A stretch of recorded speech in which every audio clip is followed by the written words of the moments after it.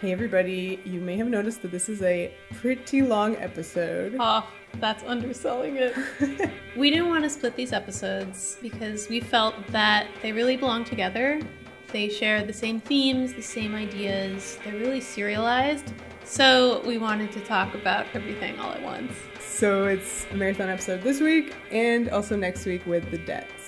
But the week after that, we're gonna give y'all a break, and instead of doing the next few episodes of Xena, we are going to do a mailbag episode.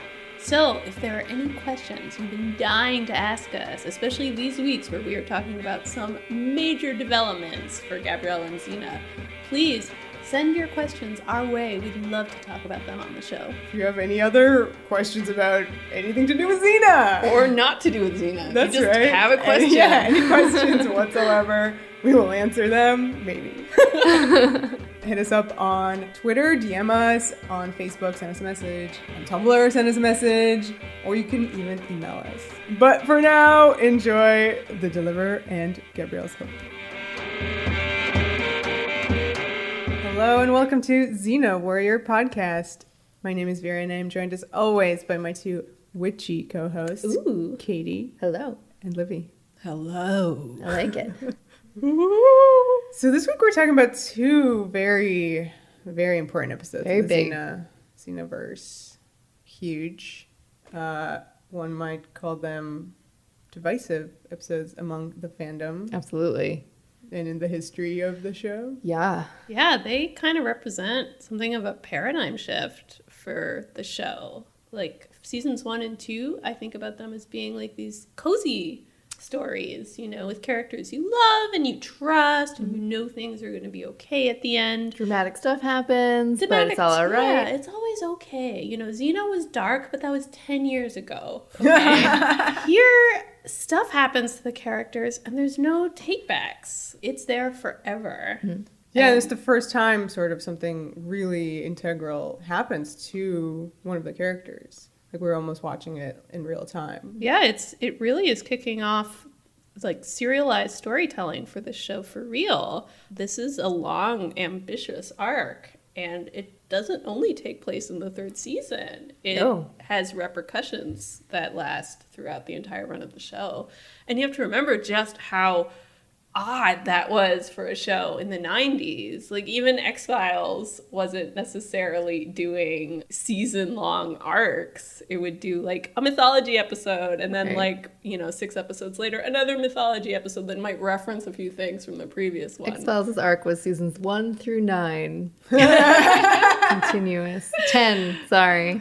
But it didn't necessarily have like all that much in terms of emotional continuity from week to week. And I think what is really impressive about this run of Xena episodes is it really tries to track where Gabrielle and Xena are emotionally. Yeah. And you watch that relationship really struggling over the course of many episodes. I think you're referring to one of the first R words of this episode, the rift. Yeah. The rift. We're here. And we've had many rifts before this. We've had moments where Xena and Gabrielle have come to blows over stuff. So this is set up. I do feel like a lot, from the fan reaction, you would feel like a lot of this was coming out of left field. But it's all there. All the issues that come to bear in this episode have been very carefully established. P.S. The emotional continuity of the X-Files is amazing. And goes from season 1 through infinity. And beyond. All right, I'll So let you good. have that. Great. The other comparison I wanted to make was to Buffy, which it similarly had its very cozy first season. And then in its 2nd season, it aired 2 episodes, Surprise and Innocence. And that also was like this hand grenade into the center of the show. Like it really transformed it from its early stage to what I would argue is its mature stage. Yes. Where it could tell these really ambitious stories and really take the characters to these new, sometimes very uncomfortable, but always deeply personal places. And I think the exact same thing is happening with these 2 episodes on Xena. And Guess what? I think these 2 episodes aired in October of 1997, and Surprise and Innocence aired in January 1998. Very simultaneous. Good stuff Very in the air. simultaneous, but yeah, Xena did it first, y'all. Yeah. So it's interesting that you bring those up because I noticed that both of them have a very similar theme, which is a loss of innocence. Buffy loses her virginity. Yes. And this is the episode where Gabrielle loses her blood innocence, which has previously been equated within the story as kind of like a virginity of sorts for her. Yeah. And also having Sorry. a character, in Buffy's case, Angel. In Xena's case, I suppose Gabrielle would qualify as, you know, you see them in a new light. Like, Gabrielle is put in positions in these episodes that you've never had before. I'm loath to say, you know, Gabrielle goes evil, because that is not what happens at all. But Gabrielle's... But it's like a huge shift in the character. Yeah. Like, she's not the same ever since. Yeah. And her kind of moral sense is questioned, I think, in a very important way. She's challenged. And I think this is the character both at her very best and at her worst. And I think that is exactly where you want to put your characters. That's what we want to see. It's so weird because to me, I feel like her worst is yet to come. But this is kicking it off. This is kicking it off. She can't get to there without going through what she goes through here. Yeah, but you're right about, and both of those examples are really great of how shows kind of become classic and how they kick their storytelling up a notch. And this is the reason that, you know, for me personally, I love both of these shows because they go to these places, because they're, you know, they reach that mature stage. For me, if Buffy had, you know, didn't reach that level or change from season 1, I would be less interested in it. You know, if shows stay static like the first 1 or 2 seasons and don't evolve, it's just not interesting. They don't become the classics that they are. Yeah. And I think what we will touch upon is the fact that for people in fandoms, sometimes are not as accepting of things changing, especially this intensely. We crave serialized storytelling, especially nowadays on peak TV and like binging and all that stuff, streaming services. Yeah, and like television is now just TV. one long novel. Yes. You know how they love to say that. Personally, I want this for the shows that I watch. Yep. So the episodes we're talking about this week are pretty intense. Yeah, they are. I think we all wanted to just make sure, before we start really getting into them, that for anybody listening, just to give a little bit of a content warning, we have talked about some of these topics before, but we will be going a little bit more in depth into rape as a trope, talking about sexual violence, talking about pregnancy as it pertains to the horror genre, which can involve, you know, body horror elements and things like that. So if any of that is not something that you want to listen to, then maybe just the first third of The Deliverer and then peace out. So I guess we'll begin. Yeah. 304, The Deliverer, written by Steve Sears and directed by Oli Sassoon. You may remember Oli Sassoon. He was the director of The Price. Very strong episode. He's got great style. We'll be talking about some of his directorial decisions as we go. And I think one of the big things about this episode is that it is so well written that you think that it is about one thing and it turns out to be about something else entirely. Steve. I love this structure. This is a structure that I think you can only get away with when serialized storytelling becomes more of your norm, because the audience goes in expecting a standalone, because that's what you get all the time usually. And this actually mixes it up. This says you're not watching the story you think you're watching this completely different thing. And I think that is so special to Xena that it does that in this moment. But there was one other example that I could come up with where a show does a bait and switch like this, which is the Doctor Who episode Utopia, which also kind of puts itself forward as being, you know, this very self-contained plot in the future, like introduces a villain, introduces like a narrative thrust, and you're going along with it. And then right at the end, Derek Jacobi takes out a pocket watch, and you're like, oh my God! So I really love that turned out to be a secret 3-parter. In a way, that's exactly what's happening with Xena. This is actually the first episode of a secret 3-parter. though the third part doesn't air for quite a bit. I think the reason it's so successful at tricking us all is that it's a plot, the plot that it assures you is the plot you should be caring about, involves Caesar, Right. who we've already set up in Destiny as being like the big bad of the show. Yeah. So when he turns up, you're like, ooh, a whole story about Caesar. This is a big episode. I'm so here. Xena for versus this. Caesar. Xena teams up with another like, historic, female badass, and they're gonna fight Caesar, and it's like the ultimate battle. That's like Vera's wet dream. Let's talk about Boadicea. She's cool. She is cool. So, historical lady. Yeah, she is from British history and is something of a British icon. She led a violent uprising against the Roman occupation of Britain.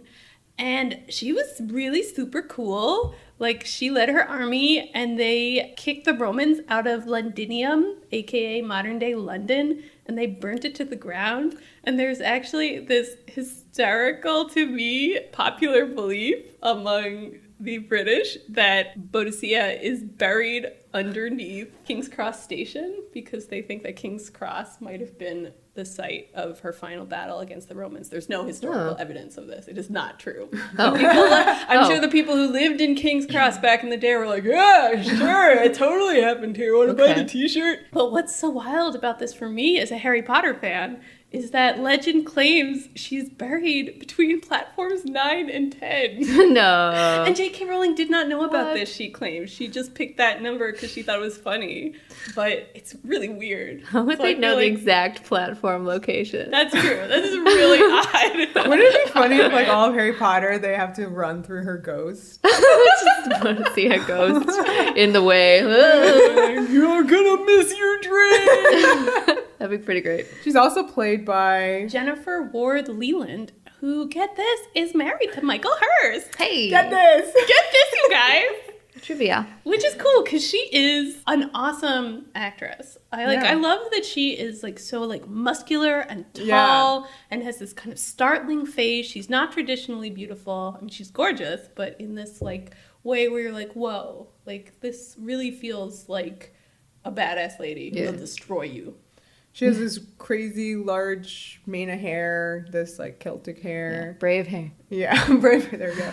And these cool tattoos, She has a cool armor, like cool breastplate, very new design. And seeing her kind of team up and actually do a battle like next to Xena was really a powerful image. Her backstory with Xena was fascinating. I would have liked to see more of it, if I'm honest, like more of kind of what their relationship is actually like. Like, there's so much bad blood between them that I feel like they almost only talk about that. Thought you were going to start singing T-Swift. Oh my god. So do we think that they were a couple once? I mean, it sounds like from the backstory that Xena catfished Boadicea for a bit and then got her army and kind of then like turned against her and betrayed her and ordered her to be killed. Yeah, Gabrielle says something like, you used her, which to me just has these like weird sexual connotations to use someone. But I mean, it doesn't have to. But that's just how I took it. I don't know. I think I took it the same way. So. And yeah, I feel like throughout the episode, I mean, Boadicea is really cool in that she never, there's never some kind of like sentimental, I forgive you moment. Boadicea is always like, I accept your help, but like, I do not forgive you. It's just more like a sign of respect. Like, I respect how you are, and I see that you're a different, Boadicea is like, I see that you're a different person now, but like, it's not like, we can be BFF. Right. And she says some sick burns to her throughout the episode. I mean, I love Xena's reaction when Boadicea is like, you're here because you know Caesar and you know how to wage war. And I mean, that's rough for Xena to hear because she's being reduced to that. That's no longer part of her identity. So it's kind of like a sick burn. Xena also punches her in the face that one time. That's true. But that was before. That was pretty great. So we're in this big episode that we think is this, we're going to destroy Caesar, giant A-plot that's going on where, at the very beginning, you have Xena and Gabrielle run into a bunch of Celtic prisoners. Yeah, they look like they're slaves or captives. But the soldier who's leading them explains that they're criminals and they're being taken back to Britannia. So Xena, she had her heckles up and then they're go down. She's like, okay, cool, they're criminals. They can go. Which is so weird of her that she's just like, okay, yeah, take these people, fine. They look bad. Whatever. But one of them, the hero criminal is like, you might as well kill us now. We'll never give in to Caesar. Record scratch.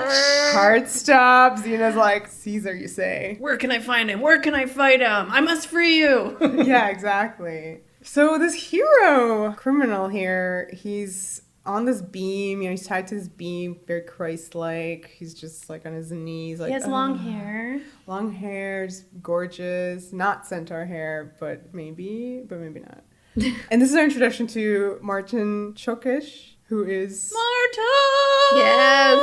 One of the greatest people on Xena Warrior. And he has a particularly devoted following on this podcast. As you may remember, his face graces our problematic jar. Yes. Not this face from this episode, but a different face. different Martin face. I love the angle of one of his first shots. You see Khrafstar tied to this beam. It becomes unbalanced, so he's sort of at this weird angle. And the angle of the camera on his face is kind of weird too. He's shot from below a little bit, so he's slightly distorted.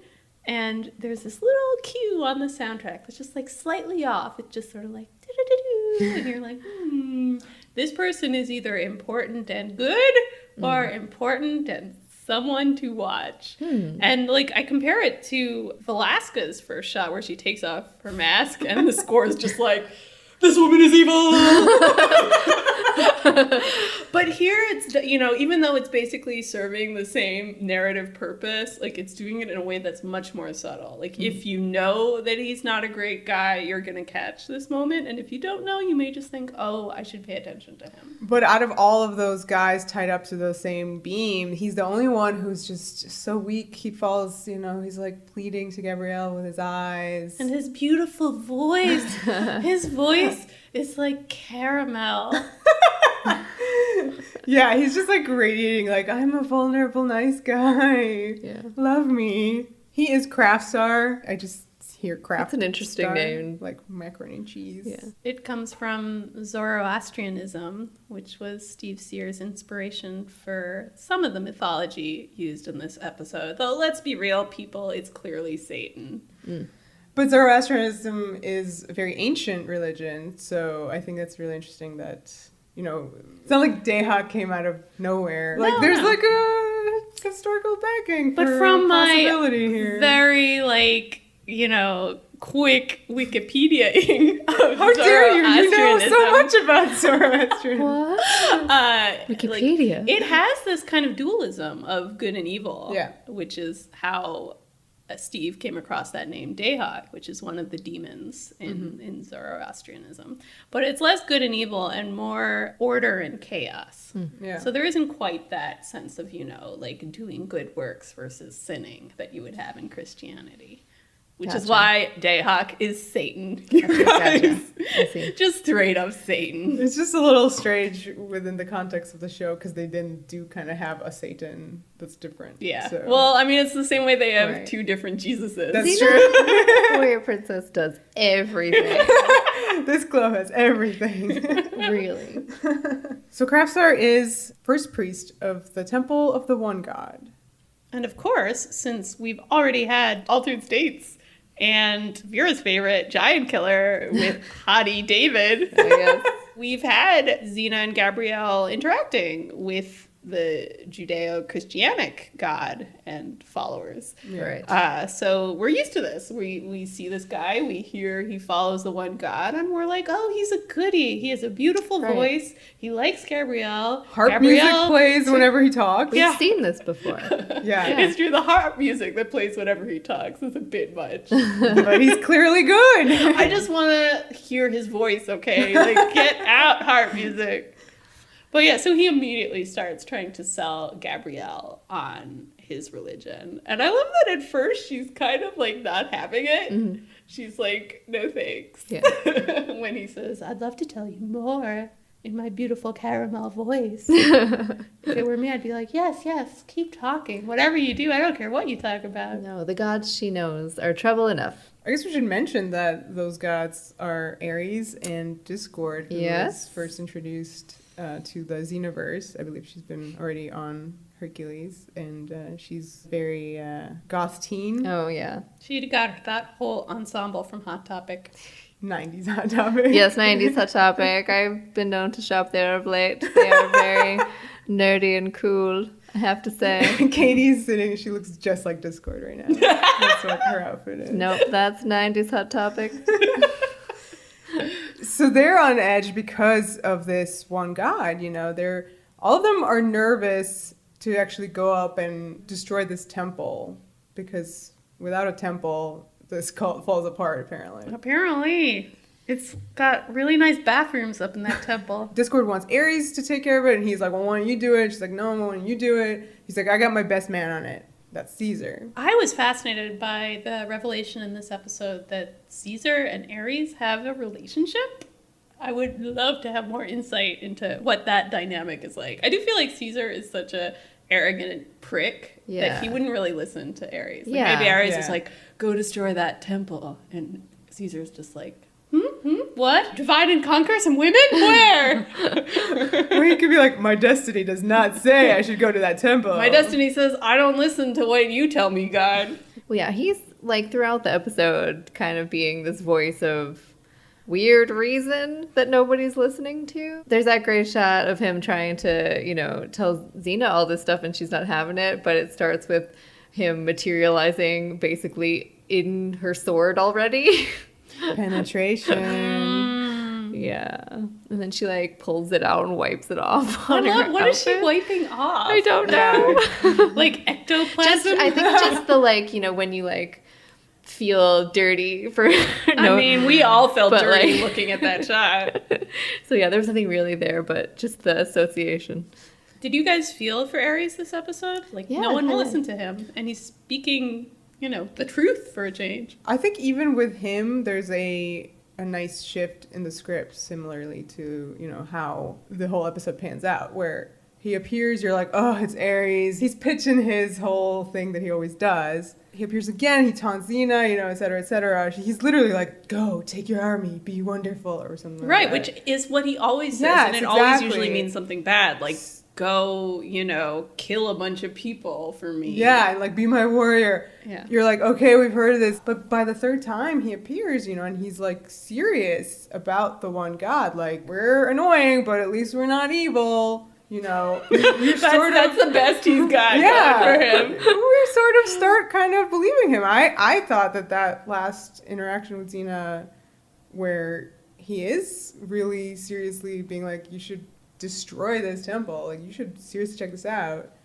I was on board. But he never quite lays down why Xena should follow his order. I don't know why every episode of television isn't you should just do this. Just do this. If people just used their words. Yep. And said what they needed and wanted. Hey, Romeo, Juliet isn't dead. She's just taking some kind of magical potion. Don't kill yourself. So easy. So easy. But then we don't have drama. So speaking of drama, all our faves get on this boat. They land in Britannia, which is a new location for Xena. And I loved the dramatic introduction of Boadicea on an awesome chariot. It's the same location as Chariots of War, it looked like. Yeah. That riverbed. Yeah. And the chariot looked awesome. They did a lot of close-ups of someone changing their tune on chariots. Listen, this is a one-off chariot thing, and it's not in a race. And it wasn't a race, and it wasn't an intimate moment between two enemies. It was just a cool introduction of a badass lady, and I totally dug it. Here's what Julius Caesar, the actual historical Julius Caesar, not Karl Urban, has to say about the Britons and their chariots. Their mode of fighting with their chariots is this. Firstly, they drive about in all directions and throw their weapons and generally break the ranks of the enemy with the very dread of their horses and the noise of their wheels. And when they have worked themselves in between the troops of horse, they leap from their chariots and engage on foot. What kind of poetry did he write about his salad that he invented? But I love that this is basically what Boadicea does in her intro. She rides up in that chariot, breaks the ranks, and then like leaps like 30 feet. So like, say what you will about Boadicea being 100 years after Caesar, they're getting this fighting correct. They Yay. are, yeah. I mean, they're, you know, doing what they love to do. They're like remixing history. Yes. Like all your faves all existed all at once. And like, you know, it's like the all-stars of history. They all get to fight, which is all we want. So of course, cool. we want Boadicea to take on Caesar. That is hardcore. They also shot the scene day for night, which made it a nice blue. Nice blue hue. tint. See, I was wondering if the blue color grading was so that people wouldn't think they were still in ancient Greece. Because everything else. Otherwise, else it isn't still blue. looks They don't like do it the New whole Zealand. time. Yeah, but that first scene where they arrive, you know, they come off their ship and you're like, whoa, new place. It's just blue New Zealand. Blue Zealand. Blue Zealand. I immediately bought that we were in Britain. It seemed a lot muddier. Yeah. And also a lot greener. Yeah, it was really lush. Especially in the next episode. Yes. It looked like they were in a rainforest. The rainforests of Britain. This episode we meet our second Brutus. I previously said that Brutus is like the Defense Against the Dark Arts teacher of Xena. I don't even remember Brutus number 1. He's not He was in memorable. Destiny. The only Brutus that matters is the last Brutus. Okay. So It's like how the only Defense Against the Dark Arts teacher that really matters is Snape. the Half-Blood Prince. Yes, There good you job. go. Good job with the Potter references, Vera. I know they're hard for I you. almost said the prince that was promised. Oh, no. So Brutus manages to capture Gabrielle and Khrafstar in this like fight where Boadicea and Xena are kicking the Romans' butts. They're brought to Caesar's headquarters. My favorite detail about this particular set, Caesar's headquarters, is that you have these plundered paintings, just like big-ass oil paintings and like from the frames. Louvre. Yeah, from the Louvre. Caesar stopped by the Louvre and stole a bunch of these paintings, and they're just littered on the floor of his tent. It's not like he's using them for decoration, which I think is so perfectly Caesar, because of course he would take things because he perceives their value, but he doesn't actually care about them. They just lie around. I think they're getting ready to be shipped off. Maybe. You know, with them back to Rome. Yeah, to the Roman aristocrats. But it totally reminded me of the way that Nazis would just pillage art from all over Europe and just kind of, you know, stash it in warehouses. Just, you know, they knew that they were supposed to care about it, but they didn't actually care for it. I think they cared for its monetary value. Yeah. Gabrielle is assuring Khrafstar that Xena will rescue them. Like, By touching his hand. Yeah, don't worry, Pat. His shapely hands. Talk more about his wrists. She previously was massaging his shapely wrists on the boat to cure his seasickness, or so she claimed. Actually, there's a really great moment in that scene where Xena comes down and Gabrielle kind of acts as if Xena had caught them making out and is really kind of like guilty about it. It's one of the interesting features of this plot, with its A plot and its B plot that aren't really intersecting, is you feel that Gabrielle at least feels guilty about that. She feels guilty that she's not a part of the A plot helping Xena with Caesar. Yeah. And sort of maybe feels a bit guilty that she's associating with this man. Well, it's been a while since we had a boyfriend of the week. It has. I was trying to remember the last boyfriend of the week. It might be David, for all I know. So it's fun because I don't mind this guy as opposed to some of our previous boyfriends of the week. And I don't know if it's just the magic of Martone or just the way it's written. But, like, it's like a Trojan horse, because we're so used to seeing boyfriends of the week. You don't really think, oh, Gabrielle's got, like, a pious boyfriend to take care of while Xena does all the cool stuff. You know, this is very season 1. Yeah. But it's actually not. He falls into one of her two types. She's really into wounded warriors. Meleager forever! Meleager forever. Oh, excuse me. And she's also really into sensitive religious people. Because there will be an amazing shift later on. Good one. That's a fact. But you always feel like Gabrielle she has this spiritual hunger. Xena's this pragmatist. She's very worldly. Gabrielle, like, looks further. I felt even that moment played for laughs at the beginning of the episode where she, I think, is trying to explain atomic theory to Xena, but it just sounds like a bunch of nonsense about boulders. But, you know, Gabrielle, like, believes in the stuff you can't see, which is exactly what Khrafstar at one point says to her, that, you know, you When's can't the see... last time you've seen love? Love or friendship. But I mean, I think this argument really resonates with Gabrielle because she does believe in these ideals. Yes. And she Big wants, time. she wants to see that validated. Yeah, and we previously talked about how Xena is very practical, like even when they were looking at the constellations, you know, and she saw the Big Dipper and Gabrielle saw the Big Bear. Yeah, Gabrielle has this romantic sensibility that's very easy to manipulate, as we see over the course of this episode. So back to Caesar. Right. Well, we have manipulators. We have Khrafstar and Gabrielle talking in Caesar's headquarters, and then suddenly this disembodied voice just rumbles out. Divide a woman's emotion from her sensibilities and you have her, which is his mantra from Destiny. Yes, and I love how this was shot where when he starts saying this, the camera is on Khrafstar and Gabrielle. Is somebody's emotion being divided from their sensibilities? Oh no. Caesar kind of twirls out of this gold throne that he's sitting in. It is so over the top. Is it facing anything? Like, it seems like he's facing the wall. I'm sure. Just for drama. It's probably facing like a fireplace, and he has like a fox that he's stroking in his lap. A tiger. Tiger rug. Callbacks. He's a lot. He is a lot. Introduction. He emerges from this throne, and he's also kind of like slicing and eating an apple, and he kind of comes over and stands over Gabrielle, because this is the first time Caesar is meeting Gabrielle. And it feels like a big moment. Yes. He stands over her like with one leg up. You can see his tiny knees. I know, those knees are not threatening. Like, the gesture itself is kind of scary, I guess. But, like, he sticks his, like, chicken leg in her face, being like, fear me. He sticks a slice of apple in her mouth, and I thought that was really, like, just unnerving and, like, threatening thing. It's really gross. Like, but it's got some biblical overtones. Even the Does apple. it? Does it? But he's been eating it first, or is he the serpent? He's obviously the serpent. Oops. I thought he was the tiger. The voice of temptation. Yes. That's what he is. I thought the voice of temptation was caramel. That's the voice of secret temptation. Caesar is the voice of overt temptation. Caesar's like, I'm exactly the opposite of your worldview. Let me explain.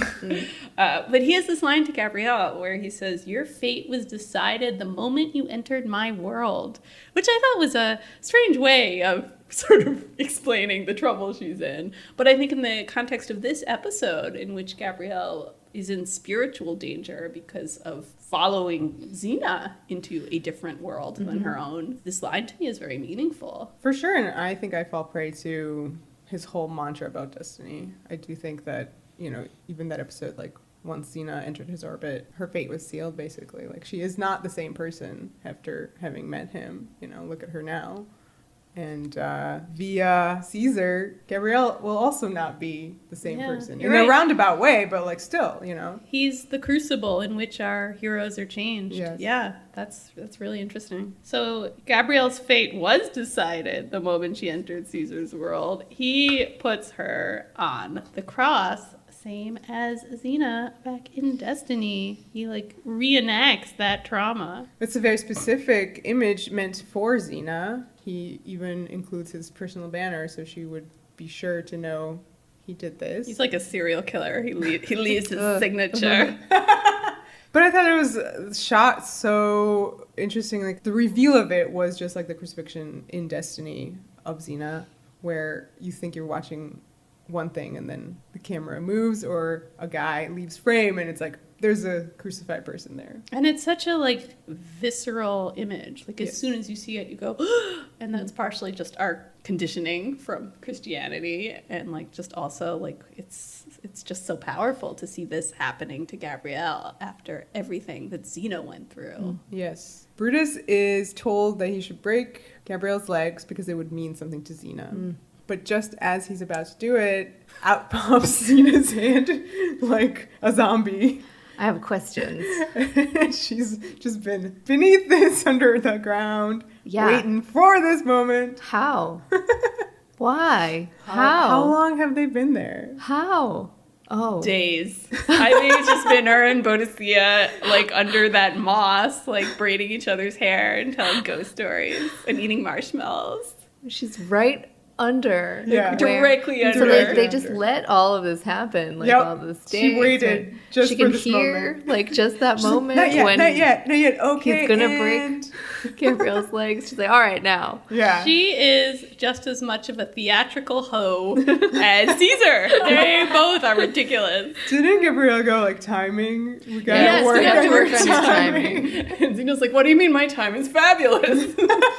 I waited just for this dramatic moment. Duh. Caesar is watching all of this go down from like a hill not far away with his legion lined up behind him, and I found like the cutting back to this wide shot so hysterical because you see like Boadicea ride up with her army and they're beating back the Romans, and then just like Caesar standing there like slack-jawed staring at it. I think his reaction was amazing. He was played. Like, he did not see this coming. By two women? Yes. And he's just so pissed. He throws a javelin. Mm-hmm. And Xena throws the chakram, and we have a little bit of a battle of the sexes. Yes. Midair. Phallus versus vagina. Yep.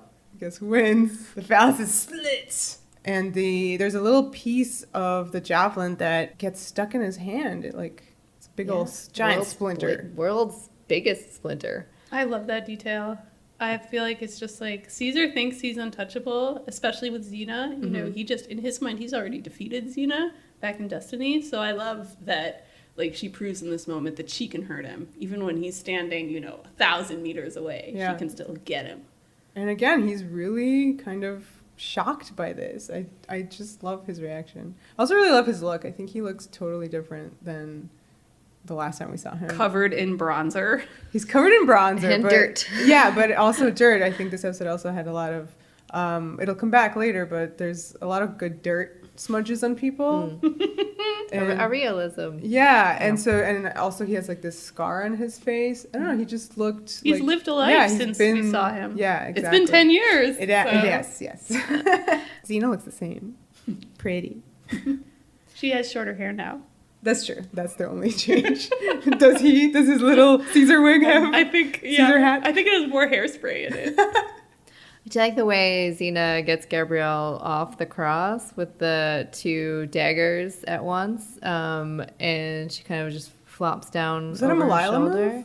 Now that I'm thinking about it. Oh, the two daggers? Yeah, did she do that? I don't remember. Maybe. Listeners, you'll have to let us know. Did Malila free Xena from the cross the same way Xena freed Gabs? But yeah, she kind of flops down over her shoulder. Xena takes a minute and is just like, you okay? And this is the first time But she catches her in yes. this episode, but it will not be the last. Exactly.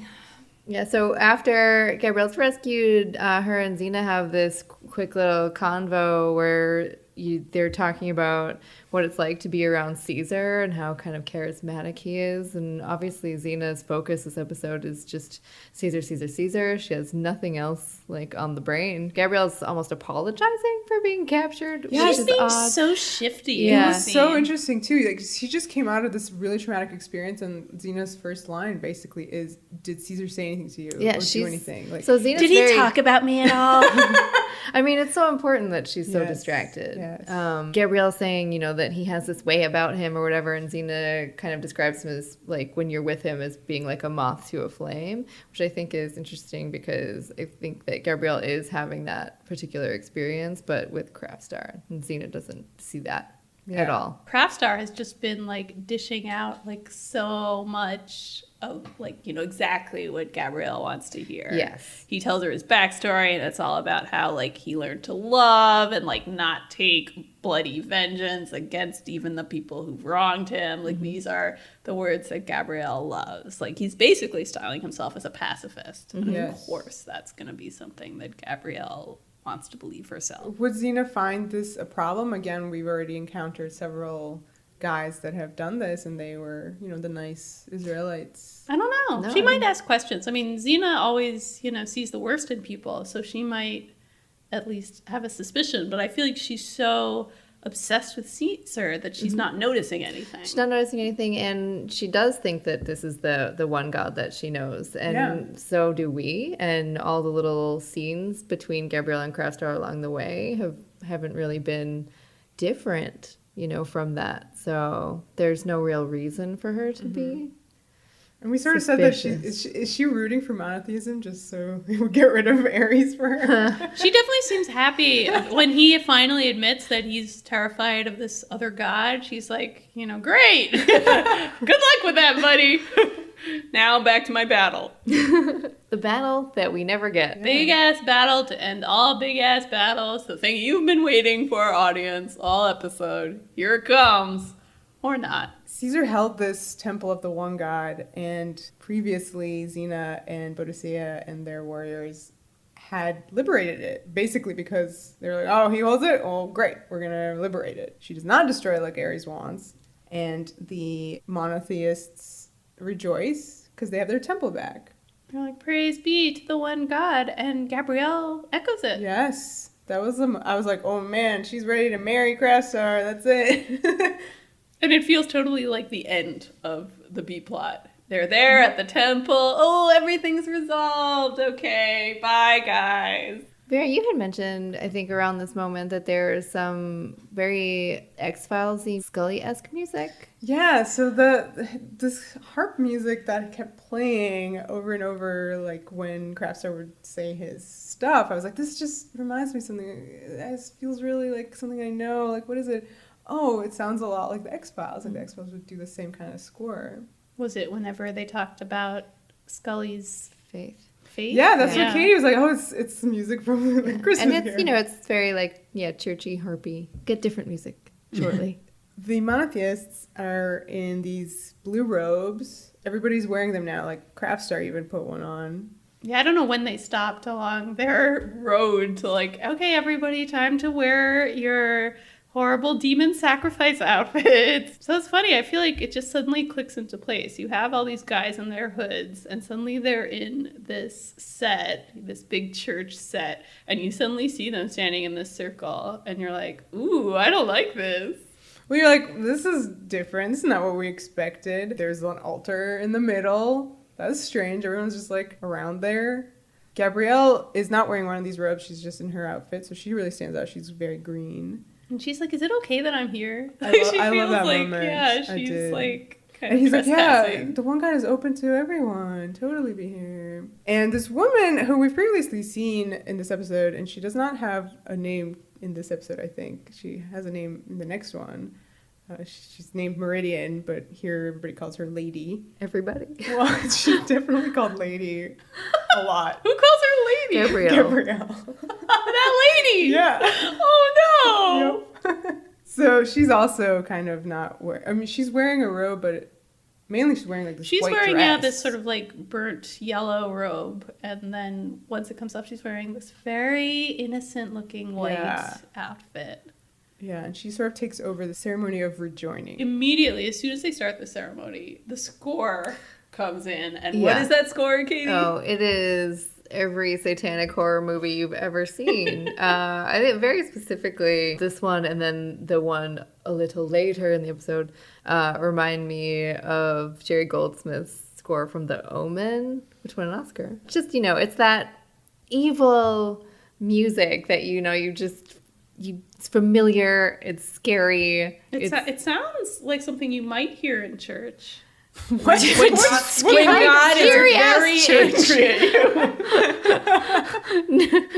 you. No, it's not like church music, but it's certainly very demonic and bad. This episode turns very quickly on a dime. These people become a choir, they literally become your crazy satanic church choir. It's diegetic. Yes, they start singing this music. Where are those drums? Where are those big ass drums going doom, doom, doom? The path of his arrival must be sanctified in blood, says Lady.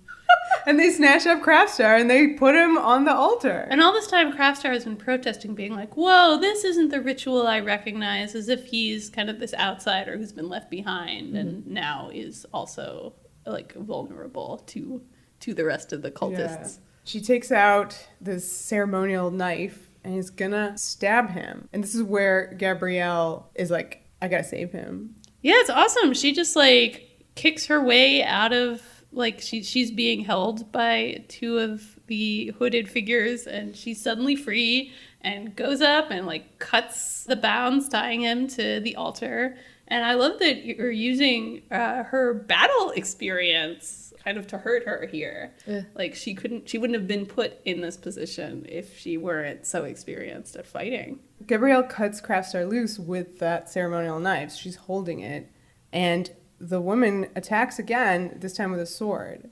So Gabrielle does what she does best and protects an innocent. Someone she thinks is an innocent. And she stabs the woman in the gut. Boom. So Chekhov's blood innocence has gone off. I love this moment because after the fact, Xena in particular keeps reading it as an accident. And, that it was just instinct. She fell on your dagger probably, right? And it really isn't that when you watch it. Like, you see on Gabrielle's face her making the decision to stab her. She has to step forward with the blade and drive it in. Like, it is, in that moment, a conscious action. Mm-hmm. But of course, it's one that she's making in defense of another person. And also she's defending herself. Yes. And, this is, I think, a very justified kill in this moment when we don't know anything about the circumstances. Mm-hmm. But, I feel okay about it in this moment. Yeah. Because the words that are never brought up, even by Xena, are self-defense. Nobody actually says, well, you did it for, self-defense. But even, we know that Gabrielle, she uses her staff. That's her self-defense. She never... And she could have gotten out of this situation without killing. Yeah. Yeah. I mean, I think there are only two weapons at play in this whole scene. That sword and the dagger. But at the same time, there's also, 20 people there. So they would have been stopped, I'm assuming. I'm not sure how... It's a very dangerous situation. It would have been to get out of. Yeah, exactly. Mm-hmm. But then Meridian/Lady smiles at her, and I just find that the creepiest moment. Yeah. Because you just know something is wrong. She wanted Gabrielle to kill her, and what becomes a seemingly justified, heat of the moment, don't worry about it situation is immediately something else and something much more disturbing. You realize to what extent Gabrielle has been duped and manipulated into this situation and had her, all of her best qualities used against her, her loyalty and her prowess. We've been so proud of her for being so awesome in a battle, and then here it leads to this horrifying thing. And the visual imagining of what she's feeling right now is also done really well. We see a lot of her bloody hands and the bloody knife, and it's done in dissolves. Yeah, these very dreamlike dissolves. It's very disorienting. It's like time isn't working the way it's supposed to anymore. Gabrielle's just living this moment over and over again. Yeah, you do feel like you're in her POV, 100%. She reacts with this scream. And her face when she's just looking at the knife is so just softly heartbroken. Yeah. She looks like a little girl in this moment. No, she's awesome in this episode. I remember reading, I forget where this was, but an interview with Renee where she was talking about her acting choices in this scene. And she said that as an actor, she doesn't really like to scream. She feels like it's a lot most of the time to actually let loose with a scream. But she decided, when she was plotting to do this moment, she understood how significant it was for Gabrielle's character. And she was like, well, okay, I'm going to scream.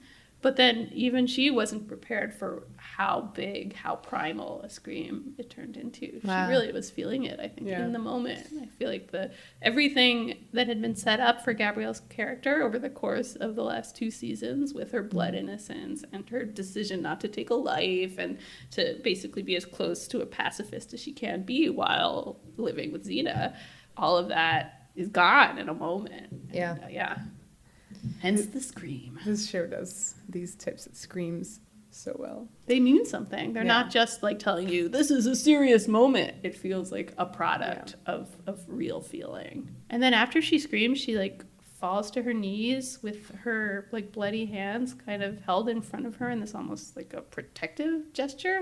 And the like circle of the Dayhakians, or whatever we're calling these people, closes in on her in this really creepy way. It like fades out on them like inching closer and closer to her. It's a very threatening image. So, meanwhile, in the plot, nobody cares about anymore the A plot, which is now like the C plot at best. Xena is with Boadicea about to fight Caesar in this final grand battle. But wait a minute, what's that dark cloud over the temple? And Xena just drops everything. Yeah. She runs to the better plot. She literally shuts down that A plot. She's like, this is no longer important to me. And I love it. I love it so much. I read a few reactions from people in the fandom who were like, no, like that was a loose thread. How can you just leave that plot dangling? Yeah. But like, I personally don't care. Like, it's not like can you imagine like cutting between these scenes with Gabrielle in the temple and like Caesar, like, you know, playing someone on a chariot going raw. Like it would be so awful. So I love that it's just gone. It was not important. It was a trick. We were a trick too. You thought you were going to watch one episode. You're watching another. And the first one is not coming back. Yeah, so she runs to the temple. I love the scene that takes place between her and Gabrielle when she first runs in. Yeah, and I love how it's filmed. The camera's tilting and as she's coming over. It reminded me a little bit of some of the camera work from Evil Dead. These just really weird, unhinged angles. I thought you were going to say TJ Scott. I mean, also a bit of TJ in there. Yeah, definitely. It has this kind of fever dream quality, but it's like after the dream is over. So what does Xena see when she enters this temple? She sees the altar. And there's a lady on it. Mm-hmm. She's dead. She knows that immediately. And then Gabrielle crawls out from the side. And she's just a mess. She's been weeping, still covered in blood. Xena's like, Gabrielle, who did this? And she's like, I did. I killed her. This whole thing is just beyond heartbreaking. Xena refuses to believe that Gabrielle did it of her own accord. Her face is just stunned. Gabrielle's face is just destroyed. Ugh. Did you guys like Xena's reaction here? I just thought she was like a little judgy. No. Well, this is what we've been talking about all along about the pedestal. She sees Gabrielle so clearly as being too pure, too good, that when in that moment of being confronted with the evidence that Gabrielle's a person just like any other who makes mistakes and maybe kills someone in self-defense every now and again, like she just can't quite buy it at first. And like that's her issue. Yeah, I mean, I don't know if I'd see her as judgy, but I definitely saw that as being pure Xena. Like she was just like not listening to Gabrielle, more like kind of finishing the sentence herself, like, oh, you killed her, but you mean like she fell on your sword or something like that, you know. It wasn't, and this is where I was like, oh, she didn't even bring up self-defense as a thing that happens here. But you're very right about the Gabrielle falling off the pedestal because, I mean, we already mentioned it. This episode has 3 sort of integral Gabrielle falling moments. I mean, we described it previously as Xena catching Gabrielle, but it's really Gabrielle falling. And the biggest one being that she falls off the pedestal of Xena's, you know, moral high ground. Yeah. And the disconnect that you feel in this moment feels so right for these characters. You know, everything that Xena believes about Gabrielle is shaken up, and in a way that's more, it's more devastating for Xena than for Gabrielle. Like Gabrielle was there in that moment, she knows what happens, and like Xena just can't believe it. I think it's a really important moment for Xena's character too. Khrafstar enters the scene. His caramel voice is now pure evil. I know. It always was. That's what makes it so great, is as soon as you hear that delicious caramel, you're like, you have so many calories. Oh no. You're clogging my arteries. Gabrielle sort of, like, she physically reacts to the sight of him. Yeah. And cowers kind of behind Xena. She makes this little noise. Yeah. And of course Xena's line, "What have you done to her, you bastard?" is very specific. Kind of like this whole scene is giving off a lot of imagery. Let's say outright that it seems like she's been raped in this scene, even before the rape imagery over the altar. Yeah. She is behaving like a rape victim. Right. And this whole conversation about the loss of the blood innocence feels a lot like a rape victim trying to explain what happened to them to someone who maybe doesn't quite believe it. Even her crawling out, she's bloody. I mean, it's just the victim's blood, but like the whole imagery is that of a rape victim. And her reaction to Khrafstar himself, just pure trauma, just at the sight of him. She spots her rapist. The writers and producers of the show were very adamant about how maybe the later imagery isn't quite rape, but I do think that the whole plot with Khrafstar basically played out like a date rape. That's an acquaintance rape.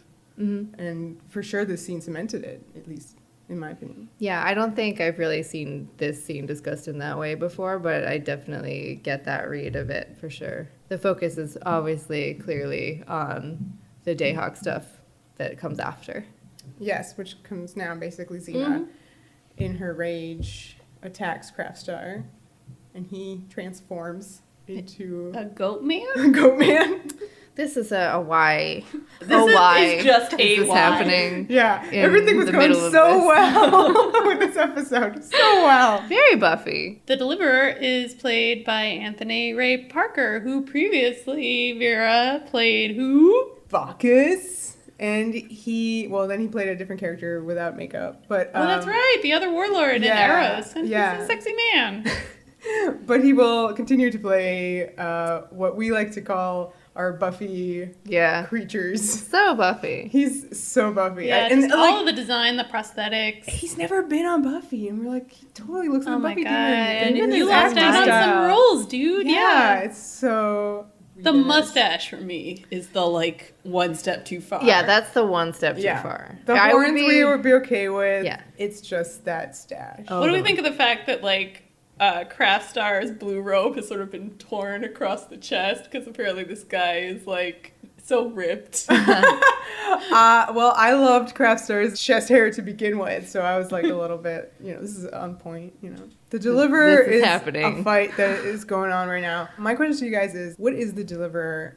Is it this particular demon, or is it Khrafstar who delivered Gabrielle to this altar? Well, the demon possesses Khrafstar or becomes Khrafstar. He becomes possibly Khrafstar just was this thing all along because he too seems to have superhuman fighting powers against Xena before he transforms into the goat man. He's doing kung fu flips through the air.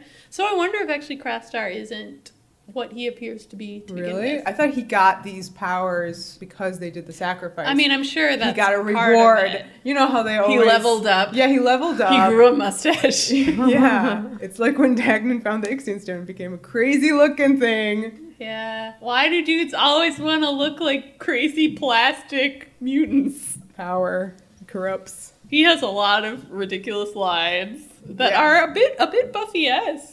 Yeah, that's what I mean. Oh, This yeah, whole that one performance specifically. is straight out of Buffy. Yeah, he has you can't talk to the great Dayhawk like that. Yeah, he has all these sort of inflated, declamatory lines, and then Xena's just, undercutting them all the time, being like, come and get me, big fella. Don't forget his war cry. Oh, my God. Maybe bless this for going on at the same time, to be honest. I mean, honestly, I do bless it, because, this is the rape scene in Gabrielle's story arc, and meanwhile you have a goat man going hubba hubba hubba, The captions say makes work rise. I wish we had a clip of it. Oh my god. So funny. Oh, it is amazing. Also, I hate that this is going on at the same time because it's really ridiculous. Because whenever it cuts back to Gabrielle, who has been grabbed up by flames, they have encircled her like a python, and she's levitating above this altar. Yeah. And these flames are going on around her. She is kind of almost half conscious and moaning, and it's very disturbing. This stuff is shot so well. Yes. It's very important the way it's shot, I think. We need to go into that. Would you like to do that now? I would. I mean, unless you want to talk more about the Deliverer's mustache. I mean, always talk about the Deliverer's mustache. I think it's important to point out what the camera's doing, and to me, it's not exploitative of what's going on with her, and it's not showing her body or herself in anything that would appear to the audience in any kind of titillating or exploitative way.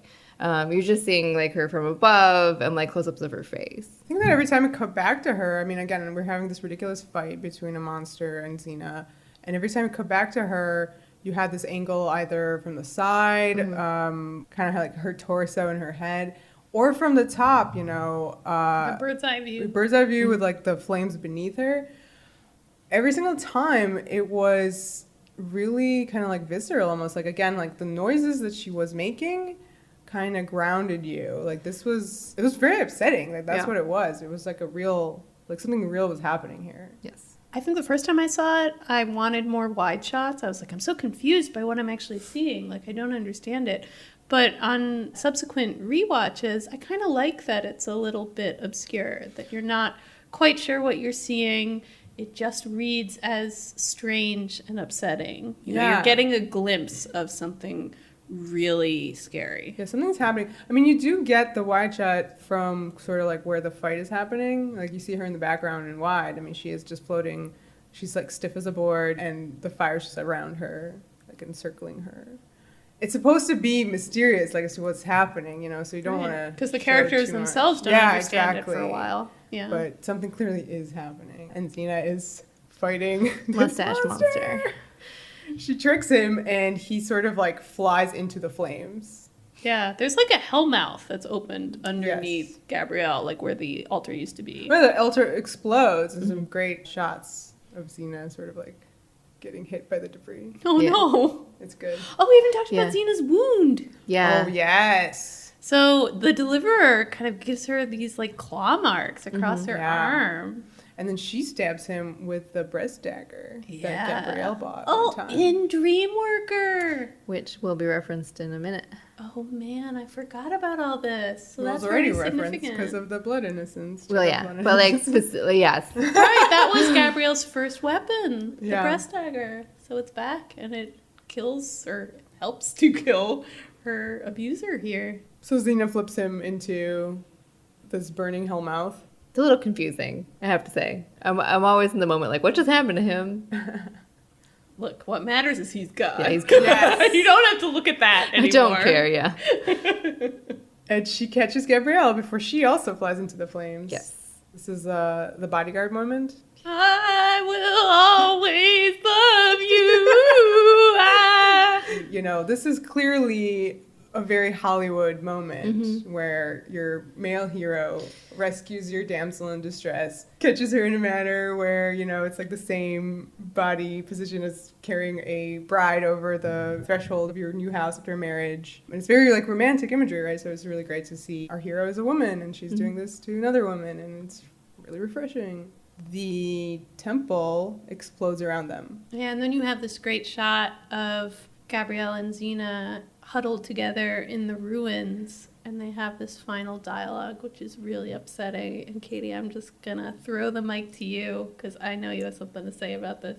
Well, that was the Dreamworker reference that I mentioned previously, because the dialogue is the same as when Xena first talks to Gabrielle about killing someone, and that when that happens, everything changes. Everything. Oh. Which is what Xena says to Gabrielle in Dreamworker. And here you have Gabrielle talking to Xena, and the full dialogue is she starts by saying, "It hurts inside," which is just devastating as a line. Yeah. And Xena's like, "What?" And she's just like, "Everything's changed because she's done this thing." And just echoing the exact dialogue that Xena had said to her, bringing the whole blood innocence arc full circle. Yeah. Would you say? She's now going on Xena's journey, experiencing those same emotions that Xena felt long ago. The image of them in that position together, and Xena just trying to comfort her as best that she can, it's just heartbreaking to look at. Yeah, and I loved how they were covered in like soot and dirt and stuff, and just it looked really real. Like it looked like a heavy moment. And I loved the symbolic nature of that set, you know, the ruins of this temple, this like defiled space, and they're having this conversation about Gabrielle's defiled innocence. But it becomes Stonehenge. But then it turns out that ruined temple is Stonehenge. Yeah. Just a kind of strange curveball to throw in at the end. Isn't Stonehenge druidic? I noticed that this entire Dayhawk plot managed to, like, not ever use the druids. I think the first time I saw it, that's what I assumed this was about. Because there's this whole controversy about whether the druids practiced human sacrifice or not. Yeah. Everybody knows that Stonehenge is aliens. Oh, so. Duh. me. Yeah. But yeah, that's our final closing image on Stonehenge. So let's talk about the fandom's reaction to this scene back in 1997 when this aired. I was reading about this on Whoosh and found out that there was a leak from set back in June 1997 when they were either about to shoot it or were in the process of shooting it, I'm not quite sure, that basically said next season Gabrielle will be raped and have a child. Yeah. And as you can imagine, this did not go down well in fandom. It seems to have created just like a maelstrom of people being upset and feeling lied to and manipulated. And my sense is that the people at RenPix were just trying to like tighten up the leaks and make sure that no spoilers about their plotline were getting out. Right. And meanwhile, the fans like wanted answers. And this seems to have been like kind of an impasse on both sides. The fans felt like we've invested all of this emotional energy into the show and you guys aren't treating us as equals. You aren't like we're saying we need to know more information or else we're just going to be upset. And RenPix was not giving them any information, and it's wild to me that like this was happening in 97. This is so familiar to me as fandom conflict. And this is like the first few shows that really had this access to the producers in this way where, you know, you could feel like you can ask for this stuff. And I mean, I totally can see the part of the, you know, creative side to not want to talk about anything upcoming about a plot, because I mean this is like the dawn of spoilers. This is like you know protecting the stuff that you're doing and is because important. This is a plot line that is very sensitive, and I think the only way of fully understanding it and understanding like the ambiguities involved in it is to watch it. So I'm not really sure what anybody at RenPix could have said to kind of tamp down on this. And I think it's very possible that the same fans who were upset in July when they found out this news would come October still be upset when they see the episode. But it's always really hard when you have people finding out about something way in advance and convincing themselves it's going to be one thing. Right. And like, they're not wrong. They're not wrong in being upset. Yeah, and like you said, it's important to, first see the thing that you are concerned about in order to form an opinion. But not only that, it's important when we're talking about the specific nature of television storytelling that you see the whole story, or at least more than just a one episode, to see what the ramifications of doing something like this are before you kind of decide how you feel about it, I guess. Rape on television is such a complicated hot button issue. It was clearly complicated and hot button when this episode aired. It's equally complicated and divisive now. I think it's a little bit even more. I mean, it's progressed. The rape on television has progressed significantly. I mean, it's controversial because it's both good and bad to cover it so much. Right now, we have a much wider understanding of what exactly is rape. Because, again, some of the pushback from the producers at the time was that this is not rape because of how it's a fire. Yeah, I think this is we should talk about this a little bit because this is really important. It seemed like a lot of people in the production didn't consider it rape, though Steve Sears says that, people also didn't agree with that. I don't know who was fighting about it or whatnot. Steve, who wrote the episode, was very adamant for a long time that it's not. I'm not sure if that's changed since then. In the commentary for the episode, Renee was talking about filming the scene and, said something like, at the time was thinking of it as this like seductive scene. And that's kind of how she played it with like the fire and all the flames and stuff. And then, used the phrase, she didn't think of it as rape at the time. Yeah. I also don't know if that means that now at this time I do. I don't know. I think that for us, at least, it certainly is. Yeah, and it's also really interesting because Steve Sears in several interviews described it like, he's like, you can call it a violation, but not specifically rape, which is interesting because it's like one and the same. But I do think that, again, our understanding of what actually is rape now is like a lot wider, thankfully. He was thinking very specific imagery of like a beat up woman and like a guy on top of her. This is no longer the thought process. Yeah, I mean, this is also, we're in the realm of fantasy, and fantasy and sci-fi have always used things like this as allegory and metaphor. So it still is what it is, really, at the end of the day. At the time, like in 1997, I'm not sure. I think that a lot of the storytelling that had come before is not great in terms of this story. I don't know like what had done stuff well. I'm not, I don't have specific examples of stuff like that. But I think that because TV was very episodic, you would get all these stories that dealt with rape, but then that was it. Like, there's no ramifications later. Yeah. A lot of it was, like, detective stories. And obviously a lot of it was based around how the male detective gets revenge on the rapist, to protect, like, the female victim. Primetime television was for male audiences. Soap operas and Lifetime was for female audiences. So a lot of those episodes on primetime were for males to grapple with the good and the bad of masculinity. So it's the storytelling that's on soap operas and on Lifetime that really kind of like dealt with, what does the woman feel about this and how does that work? We're here talking specifically about mystical situations. Actually, yeah. And two big ones. We're going to add another one in a second. So that's a little bit different, and I can't really think of any previous to Xena examples of mystical, I guess, pregnancies really is what I'm talking about. What about Deanna Troi? Yeah, like Deanna Troi, yes. Well, yes, you're right. Yeah. Because a lot of the ones are like on Angel, like, and later on, like, they're beyond that. Yeah, but it's, surely been done many times. Yeah. Which is why it's a trope. Yes. There's a lot of interesting questions that this scene and then the next episode like raise in terms of doing stories like this, the need to do them at all, and how to do them well. It's definitely always important when we're talking about this stuff to think about all sorts of contexts. We have like the context of the show itself, we have the context of the 1990s, and then we have now when we're watching the show from. This episode is 1997, right?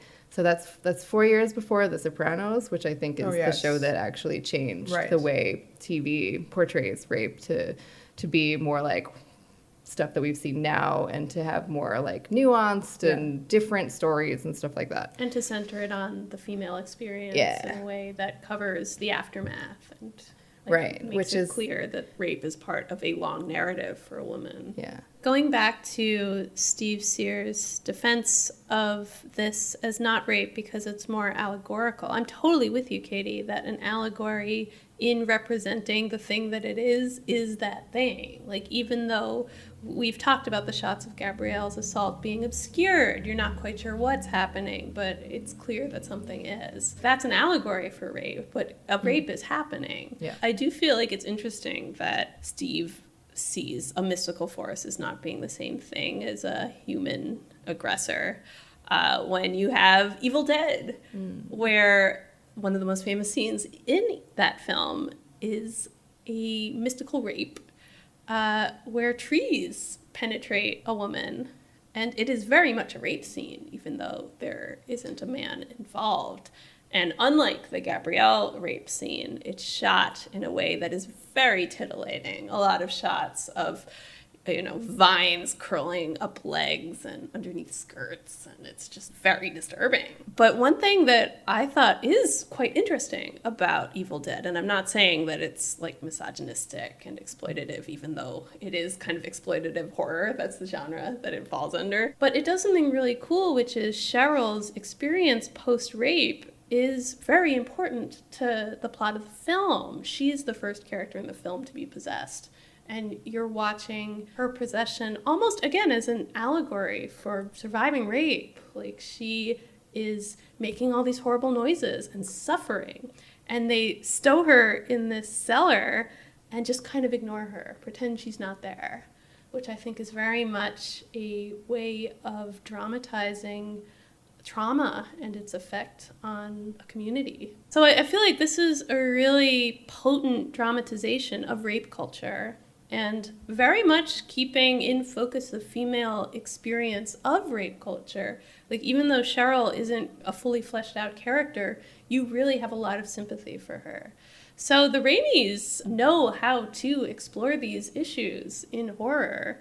And I definitely think this plotline with Gabrielle is an extension of that exploration they began in Evil Dead. So could we have done this paradigm shift in the storytelling of the show without going to this place where Gabrielle is mystically raped? I feel like the answer to that question can always be yes. You can not have rape in your story, but at the same time, what I think is important about this show is what it does later. So for me, this is a fundamental moment in the show that changes the whole way you see the characters going through this really intense storyline. It's like such an interesting hypothetical because season 3 is just so wrapped up in all of this that I don't know, I love it the way that it is. So I certainly love the way she lost her blood innocence, which I would have loved to keep it as like the rape allegory that it actually is. The Jayhawk fire rape, I also have a problem like divorcing myself from it just because the fallout of that is so well done on the program, and motherhood is such an important part of a show with 2 female leads. Like, what can you do? It is just an important aspect of the reality that these are women. Like, yeah, and saying that about 2 female leads is very important to focus on because I think where there are complaints that, you know, you can look up and still read fandom comments from the time that were angry because they felt that, you know, this was a universe where this kind of issue was not a problem for Xena and Gabrielle. And for me, that doesn't read true at all, especially how we have been talking about the show. I was amazed when we began this podcast. I was under that same illusion that Xena was a universe in which rape, for the most part, did not exist. And then when we went back to season 1, and there are so many rape threats, like so many mentions of rape. And even just, you know, Draco sells people into sex slavery. And that's what he was trying to do to Gabrielle at the beginning of the show. It's so important to her character. It's like PG rape threats. Yeah. I mean, it's obviously very heavily veiled, but it's there. It's always been there. It's always been a part of the fabric of this particular universe. So while I completely understand someone watching the show and saying, like, look at these 2 amazing women, they always save the day, this is my happy place, and of course this episode reads like an attack on your happy place. Right. And I mean, it should. It should, absolutely. I guess up until now, you know, the main things with Xena and Gabrielle are very, you know, not gender specific problems. They're Xena's backstory and with being a warlord and, you know, all these things about morality, and Gabrielle becoming a fighter, and, you know, will she lose her blood innocence and things like that, where there was one commenter who felt that now all of a sudden in season 3 stuff becomes about these very specific stories about women that have been done to the point where they're tropes, rape and mystical pregnancy, that it kind of knocked the show down. And made it be just another conventional show doing these storylines about women. But for me, I don't know, they are women, and it's the way they deal with the story that's important to me. I feel like it's sci-fi and fantasy. The more you can ground it in reality, the more elevated it becomes, you know, the more accepting you are of the reality that they're portraying to you. I guess there's also the idea that, like, people might have been watching this show with their families, and then, you know, it's Hercules and Xena, and it's, you know, well, they already saw the episode, the alternate reality episode, where basically Gabrielle loses her blood innocence, killing her rapist in that one. Yeah. That was an entire episode where there was a massive rape threat on her. It really was, right, which is my moment to remind you that Xena cared so deeply about preserving Gabrielle's blood innocence in that alternate reality that she allowed Lysias to die so she could get back her sweet innocent Gabrielle. But it turned out that fate she was trying to prevent was going to happen. And look, it really does happen almost the exact same way. Because one time Xena met Caesar, and that was destiny. Yeah. There you go.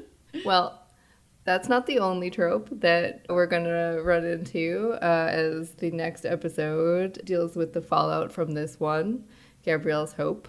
Let's hit it. Let's do it. 305, Gabrielle's Hope. Written by R.J. Stewart and directed by Charles Siebert and also Andrew Merrifield and also a little bit of Rob Tappert.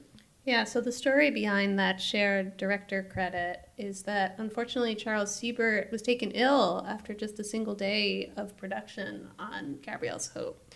So Andrew Merrifield, who was the second unit director on this and I believe many of the episodes of season 3, was called in at very short notice to direct. And he did a great job considering, like reading an interview with him, he was like, I didn't know what this episode was about. I didn't know how important it was. I just sort of came in and was like, okay, oh, no. Gabrielle's pregnant. Let's go with this. But yeah, also, as we were mentioned, Rob Tapper did some directing duties on this episode because there were some reshoots about a month later. I believe the sequence that they reshot was the birth scene to make it scarier. Right. And weirder. Because this is our Halloween episode. This is, if you can believe it, yeah, the Halloween-themed episode When of did the it air? season. The 27th. The 27th. Yep. All right. Happy Halloween, have some candy corns! Well, I know we are jesting right now, but I think that it's actually very fortuitous that this aired around Halloween because there's no better genre than horror to deal with some scary shit like this. It's true. Yeah, it's a great way to metabolize trauma. And I think especially, trauma is related to the body. Mm-hmm. Like coming from a place where we have seen a lot of scary movies. Mm-hmm. And it's really cathartic. I was just about to say, I think that your mileage is going to vary on your reaction to this episode and your reaction to horror in general. But I think this episode uses it really well. Yeah. So what is the biggest horror influence on this episode, you guys? Well, judging by the title of the episode, Gabrielle's Hope turning out to be a baby. Hope Floats? Nope. Not Hope Floats. Rosemary's Baby. Absolutely. One of the greatest horror movies of all time. Right off the bat, too, this episode starts with a weird dream sequence that has this very Rosemary's Baby-esque music. Yes, the synth music immediately raises the hair on my arms. It's so freaky. And I feel even the way Renee O'Connor is playing this scene, this sort of unself-conscious, innocence. Mm-hmm. It was very Mia Farrow to me. Mm-hmm. She was sort of so lost inside of herself that you can just sort of look at her and know she's not going to look back. That to me is Rosemary's Baby. She doesn't have the pixie cut yet. That's true. Just you wait. Just you wait. But this opening is a kind of amazing. I mean, it's a dream sequence. It's there's a filter on it. It's a dream filter and a color grading that's really, it's actually kind of creepy. It's creepy, Yeah, it is. It makes the lipstick look black. Yeah, I didn't like that. Yeah. Gabrielle's goth in this scene. She's also from Hot Topic. But it's also very green, so there's a lot of flowers, and so she's hanging out in a field smelling a flower, and Meridian comes and they hug. Mm-hmm. And the knife appears and Gabrielle stabs her. This is all shot in slow motion. Yeah. Wordless, just this music. Lots of happy giggles. Idyllic, dreamlike, very innocent. Yeah, and I think the only shot that they used that wasn't color graded was when she stabs her. Oh, that's great. Yeah. I didn't notice that. Yeah, but at the same time, after that, she's looking at the bloody hands. I mean, they stand out. So I'm and the blood on the dagger is very, very red. Yeah, so to me, this is very reminiscent of a similar dream sequence in This Year's Girl, another Buffy episode. It's not only very similar, it's very similar. Yeah, it's very similar. Joss was flipping the channels. Oh, his favorite show Xena's on. Well, this year's girl set up Who Are You? The episode that we know Joss watched. is a direct remake of Intimate Stranger. So Joss really took a lot from literally the idyllic sitting on the grass. Yeah, so Faith is like in a little skirt. I mean, it's like we've never seen Faith like this. She's very innocent. There's a little picnic, and Buffy comes with a big old knife and stabs the mayor. And comes after Faith. But, you know, the knife and the blood, it's all there. Xena did it first. They're both great. Xena wakes Gabrielle up from this, like, horrible nightmare. And the way that Gabrielle just kind of collapses herself onto Xena, I love that shot. Not just because you see how intimate they are in their relationship, number one, how much Xena has been trying to like console her after this trauma, but also Xena's wound continuity places are amazing. Yeah, because it's like just Gabrielle's like sick, sad face and these like slashes across Xena's arm, like everybody's just wounded, and it's great. Yeah, I like that. It sort of showed you that they were both marked by Dayhawk. This is like a non-connection, but the slashes did look like Rosemary, like when she wakes up from her horrible dream, like, which is like Xena's not the character going through this experience, but it is like the monster, like leaving these like slashes like, across your body. I also really love, when have we ever had wound continuity on Xena? Like, finally, this is serialized Xena. So, of course, the wound sustained in the previous episode is there next week. So good. Yeah. And Gabrielle she looks very sickly. And, Xena's like, oh, you're just, your body and your mind are reacting to your first kill.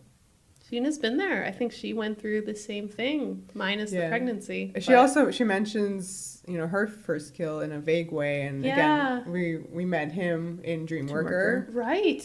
Yeah, I love that she just makes that reference and that's it. You get where she's coming from here. And it's precisely why, like, it never occurs to her that there's something more sinister afoot here, because she's been through this exact same experience and thinks she kind of knows the script for it. Xena's consoling her, and she has this line where she's like, you'll wake up and have hope again.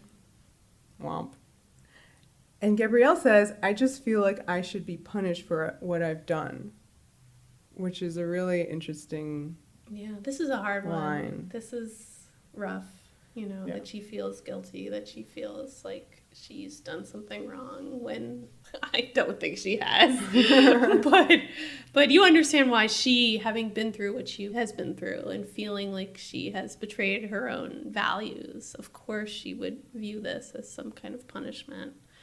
But it's not. I'm glad the show says it. I'm glad the show calls it out, because often in these mystical pregnancy plot lines, they can feel in a way like punishment. Like a story punishing a female character for making a mistake. Or for having sex. And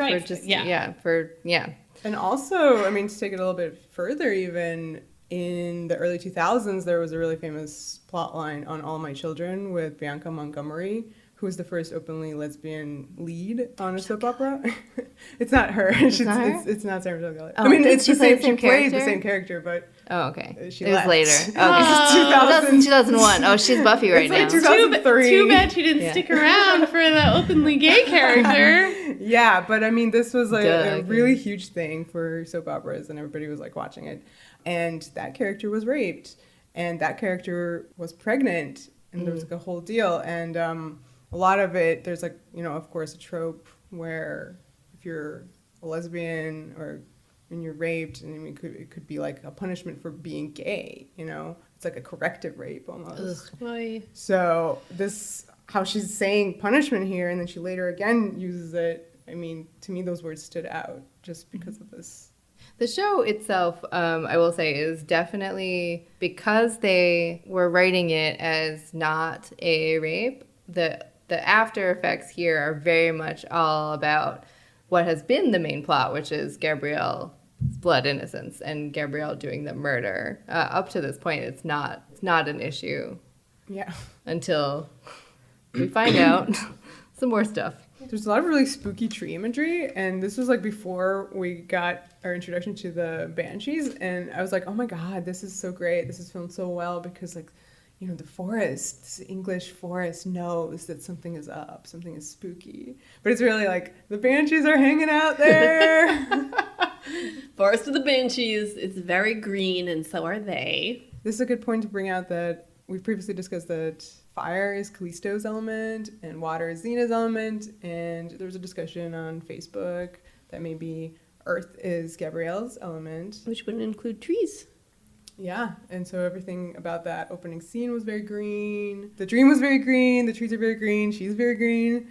She's literally green because she's puking. Oh no, sweet Gabs. And the banshees appear. Yay. So 3 new bitches in a new color. We've had all of these elements kind of represented now via like 3 bitches. Yeah, so that's we've true. had the sirens who are blue, we got our The furies who are red, and now we got these banshees who are green. Mm-hmm. I love their wire work. I love so how funny. they fly It's around. like the So Buckeye. weird. Yeah, That's the last. They look good. I think they look a Yeah. bit better than the Bacchae. Maybe it's because their like costumes kind of do a flowy thing Yeah. that obscures some of the like actual harnessy bits. I think the Halloween episodes require that stunt. That's what I think. I can't believe This is a Halloween episode. I love that it is like a horror influenced episode, but then when you refer to it as the Halloween episode, I'm like, what? Xena is immediately like, I'm gonna kick these ladies' butts. I think Xena's obsession with kicking these ladies' butts is hilarious, but I think it makes sense. Like, she's like been through this thing, and she really just needs a punching bag. And like these She was ladies denied Caesar, don't forget. are the first thing that they stumbled across, and I feel like she's like, I don't understand what these ladies' deal is. I don't like it, But I want to kick its And, butt. Yeah, kick the butt. Yeah, I mean, they like are non-corporeal, and so she's having a hard time actually Yeah, kicking she the can't butt. connect with them, so it's very fundamentally unsatisfying Yeah. to fight them. Yeah. But I love that they're like, Gabrielle, we love you. We want to worship you. When I saw that and I saw these 3 ladies all doing grabby hands at Gabs, I was like, oh my God, I'm looking into a mirror. It's Xena Warrior Podcast. It's true. We are literally all in green. We have our hair teased out. Gabrielle. We are ready. We don't really want to worship Hope, though. No, we just want to worship Just Gabs, Gabrielle. Just Gabrielle. obviously. But yeah, it turns out they will not attack Gabs because they love her. I just want to issue a corrective statement, though. I love Hope and her eyebrows. Well, you love a very particular. Yeah, later. Hope. Yeah. We do Yeah. worship Hope. Oh, yeah. and We her do. eyebrows. The I one just don't want to specific get... one. Let's 'Cause not get there's- too carried away. There's some hopes There's I a just lot of really hopes. hate. Yeah. Gabrielle thinks that the banshees want to worship the darkness inside her. This is sad. Yeah, this is so upsetting that she's immediately hearing these dark rumors about how she's this gateway for evil to enter the world, and she's like, yeah, I am. And you're just like, no, Gabs. She discovered the heart of darkness, she says. Which, if you remember The Price and all of its Apocalypse Now references, is an interesting way of phrasing it. They were gonna go to Greece, but obviously now they can't because they're being tracked by these banshees. So they're still stuck in England. And I love that there's this stock footage of the Hadrian's Wall. Oh, I didn't catch Yeah, that. it was really cool. That is cool. I like that we get a second episode in England. There's a lot more to explore in terms of English mythology. So I'm glad we're getting the Banshees.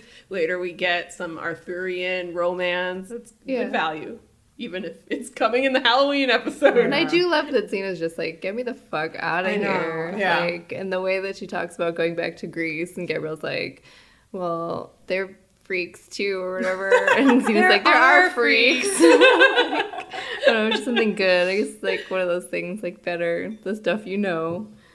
So Xena's still trying to find passage for them on a boat, and so she leaves Gabrielle in this tavern, and Gabrielle starts exhibiting some strange behavior.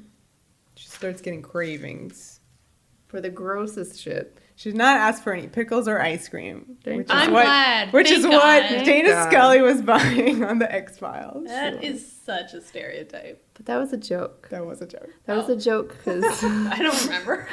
Scully was not pregnant, but Gillian Anderson was. Oh, I see. But yeah, what are some of the gross things she wants? She wants like liver. Yeah, a lot of liver, like goat's beef cream, jerky. just gross she wants stuff. Cherries, Cherries which that she is a dipped reference to in- Eros. Sure. But this is actual cherry because she spits the pit out. Yeah. Just, it was all gross. She was eating it all at once, dipping things that shouldn't be dipped into things. There's a scene in Rosemary's Baby where she eats the chicken liver. And they were like feeding her stuff. Yeah, they're forcing it on her. Yeah. This is Gab's just like, This is Gab's just going. Yeah. She loves food. She does. And some things change, some things stay the same. I love that this tavern had all of it. That's and the that thing. guy was like, yep. I love this tavern over. He is such an MVP of this episode because he's so like kind of into it at first, like, okay, what else you want? And then later it's like, oh no, the angry mob with pitchforks has come to my tavern. Can you please leave? I don't deserve this. He literally says that. I don't deserve this. And I was like, you're right, dude. You're right. This mob wants to burn this tavern down because Gabrielle is in it. They know she's carrying an evil baby. Gabrielle is screaming for Xena to help her, but Xena doesn't come because she's busy fighting her own dudes. This is huge. As a moment in this episode. It's one of those things where if you don't stop to think about it for a second, it kind of goes over your head. I feel like their tavern's being attacked. Xena's not coming. It's on fire. It's on fire. Yeah. She's on fire. Yeah, her skirt is on fire. There's a great like her shot. poor butt. Yeah. I don't know what the hell. So she's alone, and she catapults herself through the tavern window and into the water outside, and she saved herself. Huh. Like, this is Gabrielle who And can it's take such a care of Xena herself. move. Xena, as you may remember from Callisto, vaulted out of a jail cell that was on fire, like went straight through the thatched roof and like flew like 50 feet. This is so huge. This is just like a Xena move. Yeah. So then the angry mob chases both Gabrielle and Xena back into the Banshee Forest, where Gabrielle finds herself adopted by the Banshees and they give her an outfit change. Nice little sack. Yeah. Yeah. Very Sackcloth. lovely sack. Is this where Xena goes, I'm going to slap these bitches Yes, silly? it is. She really hates the Banshees. While they're caressing her, I mean, they do say that she's carrying the child of darkness. Not great. And Gabrielle immediately reacts in a visceral, like, full-body shudder. She's just like, no. And runs to Xena and says, Xena, they're crazy. Which she would totally say if she met us. It's true. Yeah, and then they're still running away, and there's just really neat shots of them running of through the legs, forest. yeah. Just cool style. Yeah, and the sun, I guess, is setting. So you have these, like, very, like, silhouetted shots of the forest with this, like, yellowish, greenish light, which I guess is the sunset. That's not a sunset I've ever seen, but it looks really surreal and fabulous. They find refuge in this castle, and it's the castle of the Warriors of the Pierced Heart. I read on Whoosh, and I think this is a pretty good theory, that the pierced heart may be referring to the tarot symbol. And considering how close we are to bittersweet with all of its tarot imagery, that feels Nice. right. Yeah. So they're walking into this castle, right? And you see, what is she carrying, Gabrielle? A little bag. Little like a bag. shoulder bag. Right in front of her stomach, which is the thing that people do on the telly when you're trying to hide that you're pregnant. You have your giant bag, you have something, you stand in front of a weird Files. Groceries. files. Lots and lots Lots of of files. groceries. Yeah, so immediately when she walks in, there's already this weirdness. And then this is when you finally see that we are in the realm of mystical pregnancy, because all of a sudden she is very visibly pregnant. And she's wearing the sackcloth, I guess, so that you don't actually, giving her some modesty, which I think is a nice choice by the show. And I think immediately takes away some of that titillating, gratuitous imagery. Yes, good point. Like, we don't see, like, giant pregnant stomachs. We see a big cloth. Yeah. It may be because they didn't have great prosthetics to do this sequence, but I think it was the right choice. It definitely feels like, they're not just trying to titillate you with body horror. Like, it's much more about the story. So these knights are like the Knights of the Round Table? Yeah. And Xena's having this conversation with them, but the knights are kind of divided, where some of them are definitely there to kill it, quote unquote, which is like this evil that's within Gabrielle. And the other group of them is like, well, what if it's like the child of light? Because they're both supposed to enter the world in the same manner. So the knights are clearly some kind of pre-Christian group because they're waiting for the Jesus. Sure. I thought it was an interesting choice to have the banshees in this forest, who are this like female force who are there to protect Gabrielle. And you have the male force who lives in this civilized castle who are there to kill her. That's very good. I don't know exactly what point the episode is trying to make about gender, but it feels very deliberate that you have one side female, one side male. Well, as this conversation is happening with Xena and these knights, I loved all the times that we cut back to Gabrielle. Xena stashed her in this barn, barn of the castle. She put her to sleep with her like massage, Yeah. head massage. Very sweet. Like, I love Xena, like the way she's taking care of her in this episode. And then we kind of didn't really address it, but there is that moment where Gabrielle finally admits to herself that she's pregnant, which is the kind of key moment when you like feel the baby move. Oh, yeah. And it's finally in that moment really real to her that this is a thing that is happening. And it's freaky. Because it has been growing real fast. Yep. So continuing with the freaky theme, we keep getting these shots of her, like the camera is panning over her again. And it's kind of like very similar shots to when she was over the fire, but with a moving camera. And she's on the floor, kind of like writhing. And you hear the heartbeat. It's really creepy. And obviously her stomach is like growing and growing. Yeah. This was the only part where maybe I had a little bit of a knee-jerk reaction where it felt to me like the camera was objectifying Gabrielle a bit as like, you know, the abject. And that is horror. And this is where your mileage varies. Yeah. Absolutely. Yeah. I think for the most part, this is very much a story where Gabrielle is the active player and her decisions are what's important. But in this moment, when Xena is talking to these men and they're describing how evil Dayhawk is and is coming into the world, and it's interspersed with these shots, as Vera mentioned, of Gabrielle's stomach and her writhing, where I had a moment of going like, okay, guys, okay. Gabrielle isn't a figure that you should be, like, you know, abusing. Well, yeah, and then the problem is usually when it becomes about reducing, like, a character to merely that. Like, and is that just being used to scare us in this freaky moment about evil being born into the world? I have to say, I don't think I mind it as much as you do, just because, like, it's so tame to me. I mean, compared to some stuff don't, yeah. Like, I found it scary in the way that it was meant to be. I loved it. I love whenever there's an amazing evocative shot in this show because whenever there's like really great filmmaking, I get the goosebumps. Yeah, but definitely that is there. I think it's the one moment where it's really there. Yeah. But again, I think for me personally, I think it's hard to call it titillating in any capacity just because, again, she's wearing a sack. Yeah. And it's a scary moment that's just filmed really awesome. Yeah, it's less about titillation and more about just this biological horror. And body horror, yeah, I guess. Like just body horror is a thing that is a specific thing that I think like people are going to have way different reactions to. And especially when it comes to pregnancy, which is when we more discuss this as a trope, is a big deal because it just becomes about this particular thing that women or some women are able to do. Making it scary is part of the issue with this as a trope. I also think there's something, like for me, it's subject versus object. Body horror to me is scary when you see that strange contortion of a body and say, like, that could be my body. Like, and what is the experience of feeling that?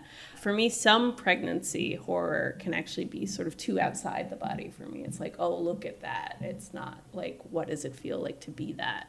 So I think for me, somehow, like most of this episode, it's much more like, how does it feel to go through this? But that one shot, I'm like, oh, I'm outside this looking at it. Being it's 2 shots. Being like, oh, wow, that's freaky. Ugh, no thanks, you know. Yeah. Well, I Anyway. think it was supposed to cement that it's maybe an evil baby and not the baby of light. I think so, dude. Yeah, I think I'm so. just saying. Maybe. What about that like evil demon ram staring at her? Maybe that's a clue. Yes, let's talk about the actual birth scene. The birth scene. So this, as we mentioned, is the scene that Rob reshot to be freakier. I want Rob to have directed way more Xena. I'm going to completely put that agree. out there. He and is he's one of the amazing. best directors of the show. He just brings such energy to it. Like, I feel like this scene is just immediately so intense. You're just like, whoa. It was incredible. When we watched it, it was like a little bit shocking how good it was. I guess we just had come off of seeing The Witch, which was Robert Eggers' The Witch, which is a great horror movie. Black Phillip. That's right. It has a lot of satanic creatures like goats and bunnies. And The bunny. the evil bunny of Satan. But we were like, oh my God, he watched this episode and made the movie. photography in The Witch is very specific, where you have these almost abstract shots of like the farm animals' eyes, where they don't even like look like animals anymore. So yeah, it's weirdly very similar to some of the shots Rob gets of the ram and the sheep and the bunny. Is there a bunny? I don't think there's a bunny. But you can insert one. I see a bunny now. The weather starts turning crazy bad. There's an eclipse. It's There's evil weather. Literally. Your cue for an evil The meteorologist labor. comes on and says, tonight the weather is evil. But it's very evocative. The lightning. Yeah, it's like a full strobe light. Yeah. Like it is like, I love when you do lightning and that is not at all what lightning looks like. It's just strobe. It's a flashlight going pop, pop, pop, pop, pop. So the Omen music is back. Yeah. And the camera movement just gets faster and faster. You It's keep a circle. Like, It's like panning around the barn, around Gabrielle and Xena. And just the shots of the animals is like so necessary. I mean, all the animals are just freaking out. Except for the ram. Yeah, but I mean, even when they first walked in, there was a shot of the horse and it was a little nervous already. Like, it already sensed that there was something up here. The camera would spin around and all the animals are freaking out. That ram, totally cool with it. And, you know, it gets progressively closer and closer on his eye. Obviously, the devil. Of course. Symbolism. He's got the same horns as the deliverer, but thankfully a different They're mustache. curled down. Yeah. But yeah, the mustache is different. And obviously, it is a barn. A It manger. is a manger indeed. Right. Is it we need to Jesus? Is Is this it? born? Jesus? Is Child it? of light? This It's one? Is for sure Xena this one. Joseph? No. She's not a carpenter. Nope. She has many skills, though. She does. She can birth a baby. She certainly can. The baby is not Jesus, I guess, because it is a girl. I love that as soon as the baby is born, the storm disappears and the colors of the scene change completely. They were sort of this, blacks and blues, and suddenly there are these warm rosy colors. And you have a cute baby, and you're like, oh my Yeah. God, everything's okay. Yeah. Yeah, and Xena's just reaction is amazing. She's just like, it's a girl. Like, that's a normal baby has been born. I don't know what she was expecting. I don't know. I don't want to know. Yeah, really don't know. want to know. Adorable baby covered in cream cheese and jam. Little baby bagel. And yeah, so Xena gives the baby to Gabrielle, and of course then you have this moment of connection between Gabrielle and this baby, and they're still being chased, and Gabrielle's immediately like, don't let them kill my baby. Yeah. And Xena's immediately like, okay. She just springs into action. It's a really wonderful moment of just Xena's love for Gabrielle is stronger than anything. If Gabrielle tells her to do something, she does it. Xena carries Gabrielle and the baby out of the barn, and it really looks like Lucy is actually doing this. I couldn't figure out like how they would do the wires. You know what I mean? Looks legit. Yeah. However it was done. Lucy can lift Renee. I hope they practice. She just has a bad back. I was worried. That's true. She doesn't have to carry her very long. Gabrielle says, "You said one day I would have hope. Here it is." The word is almost already ruined. I know. Xena's already regretting having said that line.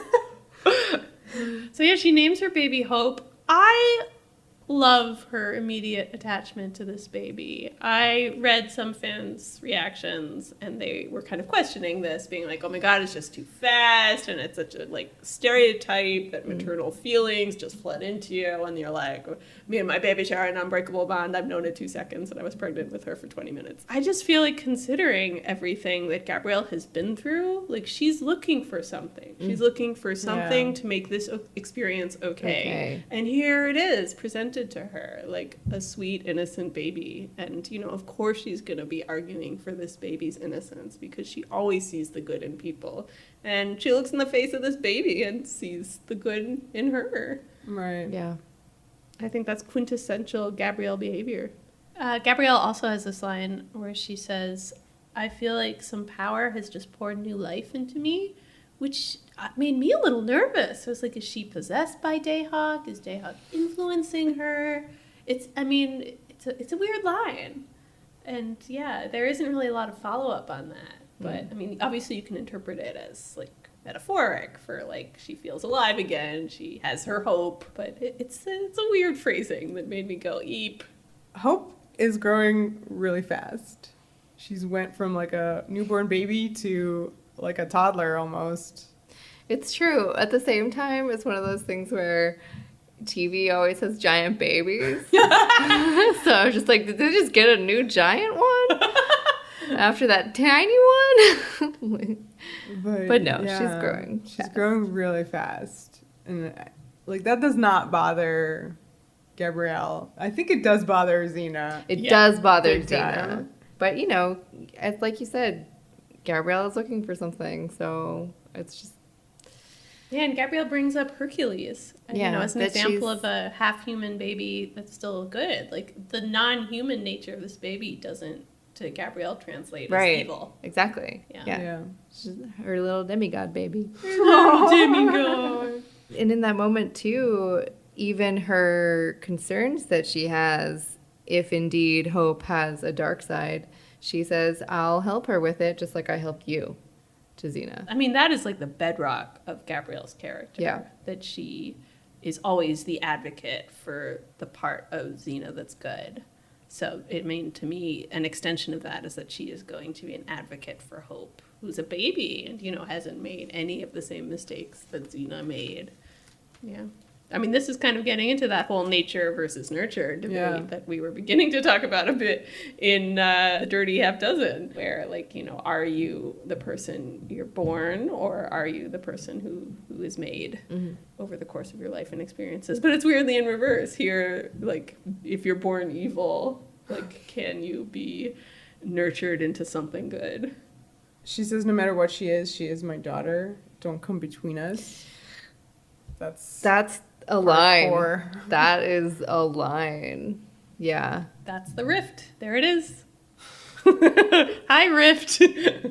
Meanwhile, we haven't really talked about the comedy aspect of this tableau. Oh, this is actually one of my favorite shots in the whole episode, if you can believe. So we have these two knights of the Round Table who have joined forces with Xena and Gabrielle because they believe that this baby should get a chance. And they're in this room with the sword and the stone, and they, of course, deliver the mythology of, like, you know, whoever can lift that sword out of the stone is going to rule England. Whoa! And Xena just kind of saunters up to it, pulls the sword out of the stone, and remarks, "Nice blade."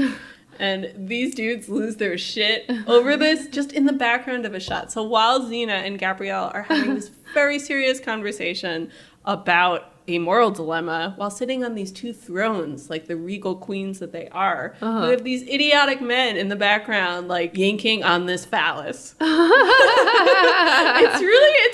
think all the gender politics of this episode are interesting. Like, the men are so useless in this episode. The women are dealing with these huge issues of motherhood and about human life. And I think it's awesome that all of these conversations about this baby are between two women.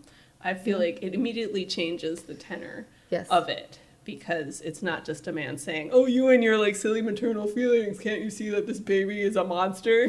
Like, it's two women saying, like, how do we approach this situation? What is this baby? Yeah. And like Xena is a mother. Xena has gone through something, not something quite like this, but she is coming to this with experience, and that's so apparent just in like the way she delivers the baby. The baby is so good at acting. I just want to point out this crazy-eyed baby. She steals the scenes. I love how she like keeps like grabbing at Gabrielle with her pudgy arm. But it's like right at exact moments when Xena's like, I want to kill you. And the baby's like, hey, bye, grab you, mug for the camera. The baby is playing with the toy that Gabrielle loves from her childhood. And that Xena gave her Yeah. for solstice. Yes, the solstice. So Xena's toy. gift is being used by Hope the Evil Baby. It's isn't it a little sheep? Oh no. Yeah, a little lamb, which as you okay. may remember, I said in that episode and everybody mocked me. I said it was a symbol for Jesus and you guys laughed and laughed, but now the Antichrist is playing with it. So what do you say now? What do you say? Sorry. You were sorry. right. The baby kills a dude. Yep. Or does she? She does. She evil. She Well, strangles this don't dude. you think it's important that we don't see the baby commit Yes, this murder? it's important. Yes, course. for Because you could not like see that without laughing. I can't imagine what it would look like. Oh my basically, that's why we don't see it, but also just for the doubt. Absolutely. Yeah. Yeah, this guy was really cute playing with the baby, and then he was very much murdered. Yeah, and this was like gruesome. Yeah, We gruesome don't reveal. usually see the murder face.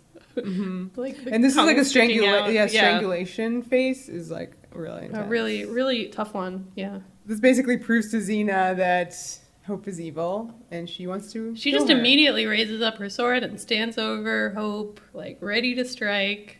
Gabrielle, of course, like wakes up right then because she can still sleep really deeply. And she asks the Banshees for help because one of the guys let them in. Yes, I thought that for me is the turning point of the episode. We've met the Banshees twice before, and both times Gabrielle was like, Xena, protect me, or, just like Xena, we're in this together. Here the Banshees enter the scene, and Gabrielle is just like, stop her. Yeah. Yeah. And it's just so strange to see Gabrielle turn to the monster of the week and be like, get Xena. Xena has learned to get on their frequency so she can actually kick their butts now. That's a big deal for her. And she's really excited about it. At least she has that. And her entire life has collapsed around her, but she knows how to kick these ladies' ass. Gabrielle escapes, and we have a big chase, Xena's chasing after Gabrielle. Which is immediately just feels so weird and wrong to have the final chase scene of this episode just between Gabrielle and Xena. On these stark landscapes, too. There's this great shot of Xena, running along a cliff all alone. Yes. Really beautiful, but also somehow very desolate. She's this, lonely figure. Where's Gabrielle in that shot? You're you miss the two of them. The two little figures going over the landscape. That's the show we know. This is something else. She pauses next to that tree that was very memorable from Altered States. Yes. Which I think is really interesting in this episode where she wants to, kill the child. Ah, That's a really good point. cool. We haven't really brought this up either, but okay, Xena and babies on the show. Her redemption arc began with her saving a child's life, not being able to kill a baby. So here we have a baby that she wants to kill. Mm-hmm. It definitely feels like a turn that her character has taken, even though it's for pragmatic and ultimately correct reasons. I mean, Dayhawk is going to bring the winter of 1,000 years. He's the Night King. It's bad. But she can't quite know for sure. She can't quite know for sure. Even though that baby killed a dude. And this baby is half Gabrielle. Yes. It's very important to remember that. But also have fire monster. Oh. Well, yeah, I do think this is an important extension of some themes that have always been a part of Xena. Xena's whole story began with these feelings of motherhood that she had repressed for so long because of Solon. And here is, she's almost being asked in this moment to ignore those feelings. She has to see a baby and see that as a violent enemy. I think that's a hard thing to make your brain do. Gabrielle escapes on this rowboat and has this moment with Hope. He's very cute and like sucking her thumb, all innocent. I love this moment so much. So good. I love how whatever Gabrielle is wearing and Hope's blanket are the same thing because it just visually ties them together in a perfect way. They're totally going to be those annoying mother-daughters who wear the same dress. Indeed. They will. So annoying. My favorite part of this scene is that moment where Gabrielle just looks at Hope and says, "Who are you?" Yeah. And keeps repeating it, "Who are you?" And you see Hope, and she just looks like a baby. Sweetest, like sucking her thumb. Yeah, she's just not looking back. I like that she's sort of looking off into the distance, thinking her own thoughts. To me, this felt very true to the experience of being a mother. You're like, who is this weird little stranger who's suddenly my responsibility? And what are they thinking? And yeah, who are they? Absolutely. Yeah. No, I think this is so much more important, I think, to me as a scene than the earlier stuff where she's just immediately like, this is my baby. Like this being like, this is a individual person that I don't understand, that I have just given birth to, what is happening, but like at the same time has all of the, instincts to take care of her. Also, I felt that just her kind of internal monologue that she's voicing to Hope in this scene, to me, it reminded me of Rosemary's Baby again. The end with, what is it, little Sally, little Jessie, little Raphael. I don't know what that was. Well, back to, yes, but. Little Judge Judy. Sorry. What? I just derailed myself. But, where she keeps repeating this mantra about how everything's going to be okay to her baby. And it's, this is an evil force that's growing inside of her, but she keeps talking to it like it is, her child who she loves and who she's going to take care of. And that, to me, is why Rosemary's Baby is actually, not just about a victim being manipulated. It's about a woman who is heroic and doing everything she can. Yeah. I think that monologue that Mia Farrow keeps repeating is doing so much work. It's really important. Yeah. I know this isn't a Rosemary's Baby podcast, but like there's a cool article about it in one of a bigger horror text. If you're in like a horror film class, you'll have to read it, called The Dread of Difference. There's an essay in there about Rosemary's Baby, and it talks about the end of it, which is when she accepts the baby as her own. I mean, the movie is called Rosemary's Baby. It's not called The Devil's Baby. Just like this is called Gabrielle's Exactly.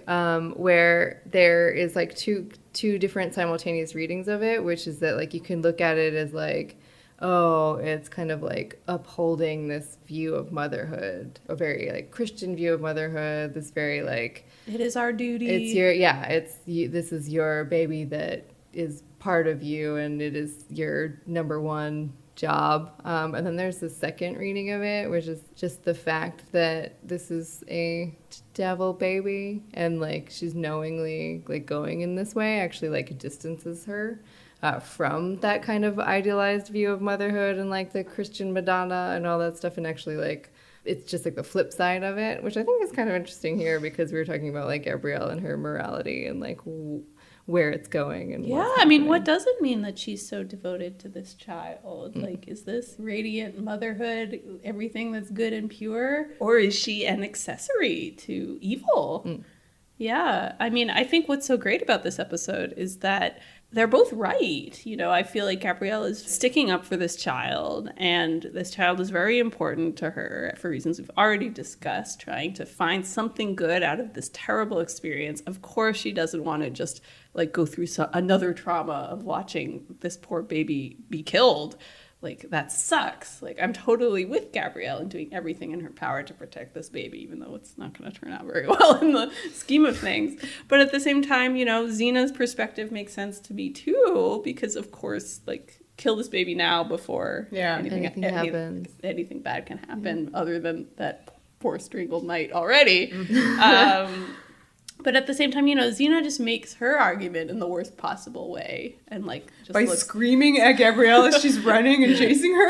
That thing is evil! It must be destroyed! Xena has no real thought right now to, what Gabrielle is going through. And the juxtaposition of Xena doing that with Gabrielle talking to Hope about Xena and being like, she's never going to stop. I know her. She's relentless. As if Xena's the monster. Scary. Yeah. Mm-hmm. So there are these great handheld shots of Gabrielle on the rocks, climbing. And they're a little bit voyeuristic. You just see her from the back. Those to me felt very horror. Xena catches up to her, and Gabrielle is kind of looking over these rocks, this cliff, I guess. And she says that the baby turned on her, and she has to throw her down. Her expression of beautiful sweetness turned in a second to a hateful look of evil. I totally understand you, Xena. I'm saying all the same things you said. There's a cave nearby and a little sound. Oh, I love this. Somehow the ultimate betrayal for me in this climax is the fact that Xena doesn't believe Gabrielle. I don't know why. It's almost irrational on my part. They're much bigger betrayals. But I just find that it's so hurtful. It's so hurtful that Gabrielle has just told her, I've murdered my baby. And Xena's like, yeah, but have you? What's weird? I mean, did you guys think she did? When you were watching it? Did you question her yourself? That's a good question. I feel like I knew that was too easy. Mm-hmm. Yeah. That we would have seen it. Yes. But at the same time, I did question it. I did think, as soon as, Xena goes into the cave and sees that the baby isn't there, I thought, well, maybe I'm wrong. Maybe I jumped to that assumption too quickly. Not wrong. Sent her off down the river, which is always an interesting thing, I think, to do to a baby. Even if your baby wasn't born evil, it will become evil if you treat it this way. So I just don't understand putting a baby in a little basket and floating it off down a river. That could flip over so easily. I don't get it. Yeah, desperate times. Call it desperate measures. It's true. She's seen it done. Yeah, she Pandora, knows she'll find two beautiful women to chuck her in the air and catch her. It's fine. Yeah, I'm impressed by the show's restraint that Hope Baby never got thrown into the air. Oh, but anyway, back in that cave, it's so sad when Xena apologizes to her, that she just had to be sure, and they kind of have this hug, but in that moment when they're hugging that there's just something wrong. She's like, Gabrielle, I'm sorry, I just had to be sure, which is a legitimate thing to say. It's legitimate, but it's just so hurtful to me somehow. This to me is the rift. Despite them saying all the right things to each other, it still feels wrong. There's so much separating them now. Yeah, and just the fact that Xena was the monster in this scene. She chased Gabrielle and then didn't believe her. This is hard. And Gabrielle chasing Xena into the cave saying, you think I'm lying to you? Do you think I'm lying to you? And she is. Yeah. She is. Yeah. Oof. So it's nighttime, and Gabrielle is watching Xena sleeping. Xena's wrapped up in this very warm and snuggly looking fleece blanket. That was made in the 90s. Yeah, really not authentic to the period. But so snugly. Yes, very snugly. And she sneaks off to do a little prayer. Now this reminded me of Return of Callisto and Xena's prayer for Gabrielle's innocence. Wow. Yeah. So let that one sink in. She says, I know you're out there somewhere. My love, my hope, please be good. Please be good is a wonderful last line. It's what every mother says to their child when they're separated, but it means something really different here. Yes, it does. So, you guys, are we okay with Gabrielle's decision to send Hope away? What was the right decision in this case? So it's either let her be killed by Xena or send her away. Or fight Xena, I guess.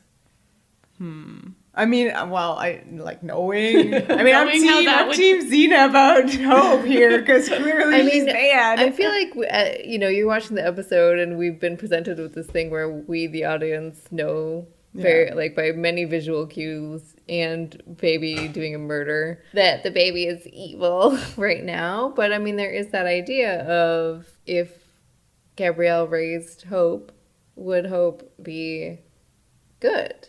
Right. And sending her away in this moment, I feel like she didn't have a choice. I don't know if Xena was convincible or if Gabrielle could have gone up against her and they really had nowhere to go. So she had to do this. She has to do this. But doing that means that she won't be raising her. Right. Means Yeah, that she's trusting. Yeah, exactly. And hence that this baby the will prayer find someone. at the end is like very important because I mean it's out of her She's begging, control. please be good. Exactly. I do think it's interesting that in the end, Gabrielle made the exact same choice that Xena once made with Solon. She abandoned her child for her child's protection. That baby couldn't stay with her because staying with her means being killed by Xena. Yeah, considering how judgy Gabrielle was in Orphan of War about what mother would give up her own child, she's done just that, and basically in the same circumstances. So I think that's really great writing by the show that you've had Gabrielle kind of learn from experience exactly how that would happen. I mean, I sort of mentioned it before, but I mean, when she sent the baby off on the basket, she learned that from Pandora, the episode Cradle of Hope, the badly named Cradle of Hope, in which she's learned how to make a cradle for hope. Is that what you're saying? Yeah, exactly. But that was another episode where she was like, oh, how could a mother do this? And that's where we had Xena, act weird about it. Yeah. So this really, I feel like, is Gabrielle's moment of maturity, all those innocent ideas she had about what mothers and babies go through. Now she finally has had a child of her own and understands how hard the world is, and these choices are not easy. So in these last episodes, Gabrielle has grown up really fast, almost as fast as Hope. So these two episodes have dealt with some particularly problematic tropes. It is. Oh, there it is. There it is. Oh, okay, yeah. Rape and mystical pregnancy, which kind of often go hand in hand because of the way mystical pregnancy works. There is there's a good video you can look up from Feminist Frequency that does a pretty good breakdown of the trope in kind of a very easy to understand way of all the kind of reasons that this is a particularly harmful trope and very overused. But at the same time, just because something is a trope doesn't mean that it's always done badly or that you don't need to do it or that it's not good or interesting. So I think that as we keep going through the season, we'll kind of keep some stuff in mind following what the show does with Gabrielle as a character. To me, I don't really have a problem with this being in the show. Do you? No. I mean, when I first saw it and just seeing these episodes, I was like, oh my God, I can't believe they've done this. I was very angry at Gabrielle for sending Hope away, probably because I already knew from Xena telling us that Hope was an evil baby who was going to grow up to be an evil adult. Which is part of the, another huge sci-fi thing where, your mystical pregnancy and your child grows up super fast. So, it's really frustrating as a viewer to see your character make a decision that's obviously wrong and stupid. And I think it was only after the fact that I thought about it from Gabrielle's perspective as a character and said, well, what else could she have done? And fully appreciating the fact that, this was a hard choice for her to make. And she really couldn't have made any other choice. Yeah. I think by the time we got into season 4, I had made my peace with it and accepted that it was the right choice for the show, just in that it fundamentally changes what the show is. So to say it's the wrong choice is to kind of reject, 2/3 of the program. Right. Which I personally would not do. Right.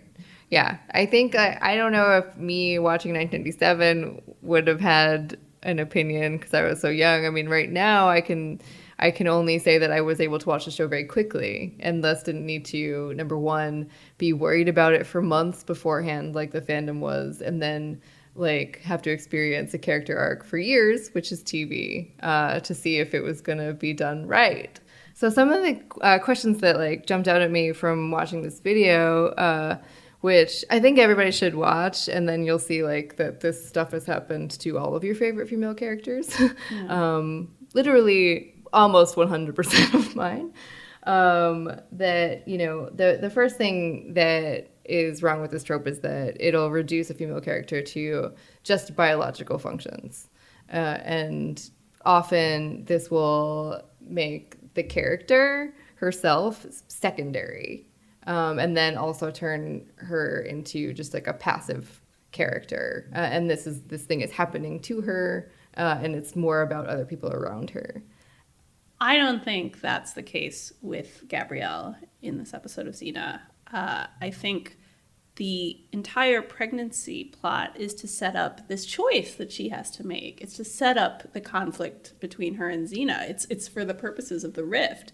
And by very nature, the rift is about female agency. It is about this argument about good and evil, which, you know, is what Xena's always about. It's about what constitutes right action. And for Hope, that is like such a minefield because, you know, what is right when you have these feelings of maternal love and affection for a baby that is evil? I love that Gabrielle's goodness is being used against her in this Hope plot because she will stick up for that baby. She is so loyal. Like, once she has made that connection to someone, it's very hard to convince her to drop it. I think that's just so Gabrielle. I love that is what starts the rift, is the very thing that brought Gabrielle into Xena's orbit, her love and loyalty. Yeah. Another thing, and I think this is a big one, is that often, and especially up to this point, 1987, you will employ this trope, and because we're talking about episodic TV, this will happen to a character, and that's it. One episode, and then the next episode, it's like it never happened. So there's no follow-through with how traumatic any of these experiences would be for a person. And the primary offender for that is the Star Trek episode, right, with Deanna Troi. Yeah, and I don't know if it's episode. I do think that, like, for her, it might be episodes that, like, but if you're talking about, like, pregnancy, I just think there are lots of examples of, for her specifically, that are, like, not great. Yeah. Like, and that's exactly the problem. It's just that this is so horrifying, and it's so traumatic that you have to have follow through. You really do. You have to keep the female character's experience central. Like, that is the story. The story isn't about, like, the evil baby, right? Like, just menacing your male characters and they have to defeat Well, it. exactly. And jumping off of that, another thing that is a problem is that, like, a lot of times there's, like, a huge male point of view that plays an important role in all of this, and, like, in dramatizing terror. Part of it is that there's an issue where these plot lines will involve, like, men trying to control women's bodies, which I think is obviously a huge deal when you bring this into the real world. I don't think this is anything to do with Xena right now or ever. The men have spent the entire episode trying to pry a toy sword out of a rock. So, yeah. That's this where is men factor very, very, and this is what's so special about this show always to me, is that it's uniquely from two women's point of views and their experiences, and all of the ramifications of this are dealt with between the two of them. And that, to me, is just so unique and unique to, like, almost this day. Yeah. So I feel like I do kind of disagree with the idea that this show can't do these plot lines because it plays into all of these past bad tropes, and makes the show like on the same level as all these bad things that came before. And many that came after. Because I just think that, you know, I'm not saying at all that it's perfect or perfectly done or like that the follow through is perfect. It's not. But at the same time, I think it's doing a lot of really good stuff and a good follow through. I think it's an incredible follow through. Yeah. Talk about emotional continuity. And just of course, yeah. because of how you said this is this is a show where it's 2 female leads, and, you know, it's a very intimate cast, means that it probably is the best to do this trope. I'm just trying to think of really good examples. Like, a lot of them are really bad, but like the only sort of good example, and again, it's not as good, but it did do some follow through, is the same plot on SG-1 with Vala Maldoran getting impregnated and having her mystical, literally by fire, and having her mystical pregnancy being Morena Baccarin. Oh, yes. But that did have a follow through about, like, that is her child, and, you know,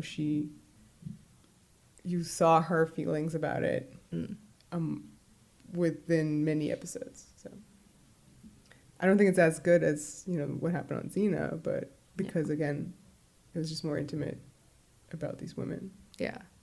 I mean, specifically just using this as a plot, you have to continue it as a plot. And I think that Xena does continue it to varying degrees, of course. So, okay, guys, this was an episode, and it was really something.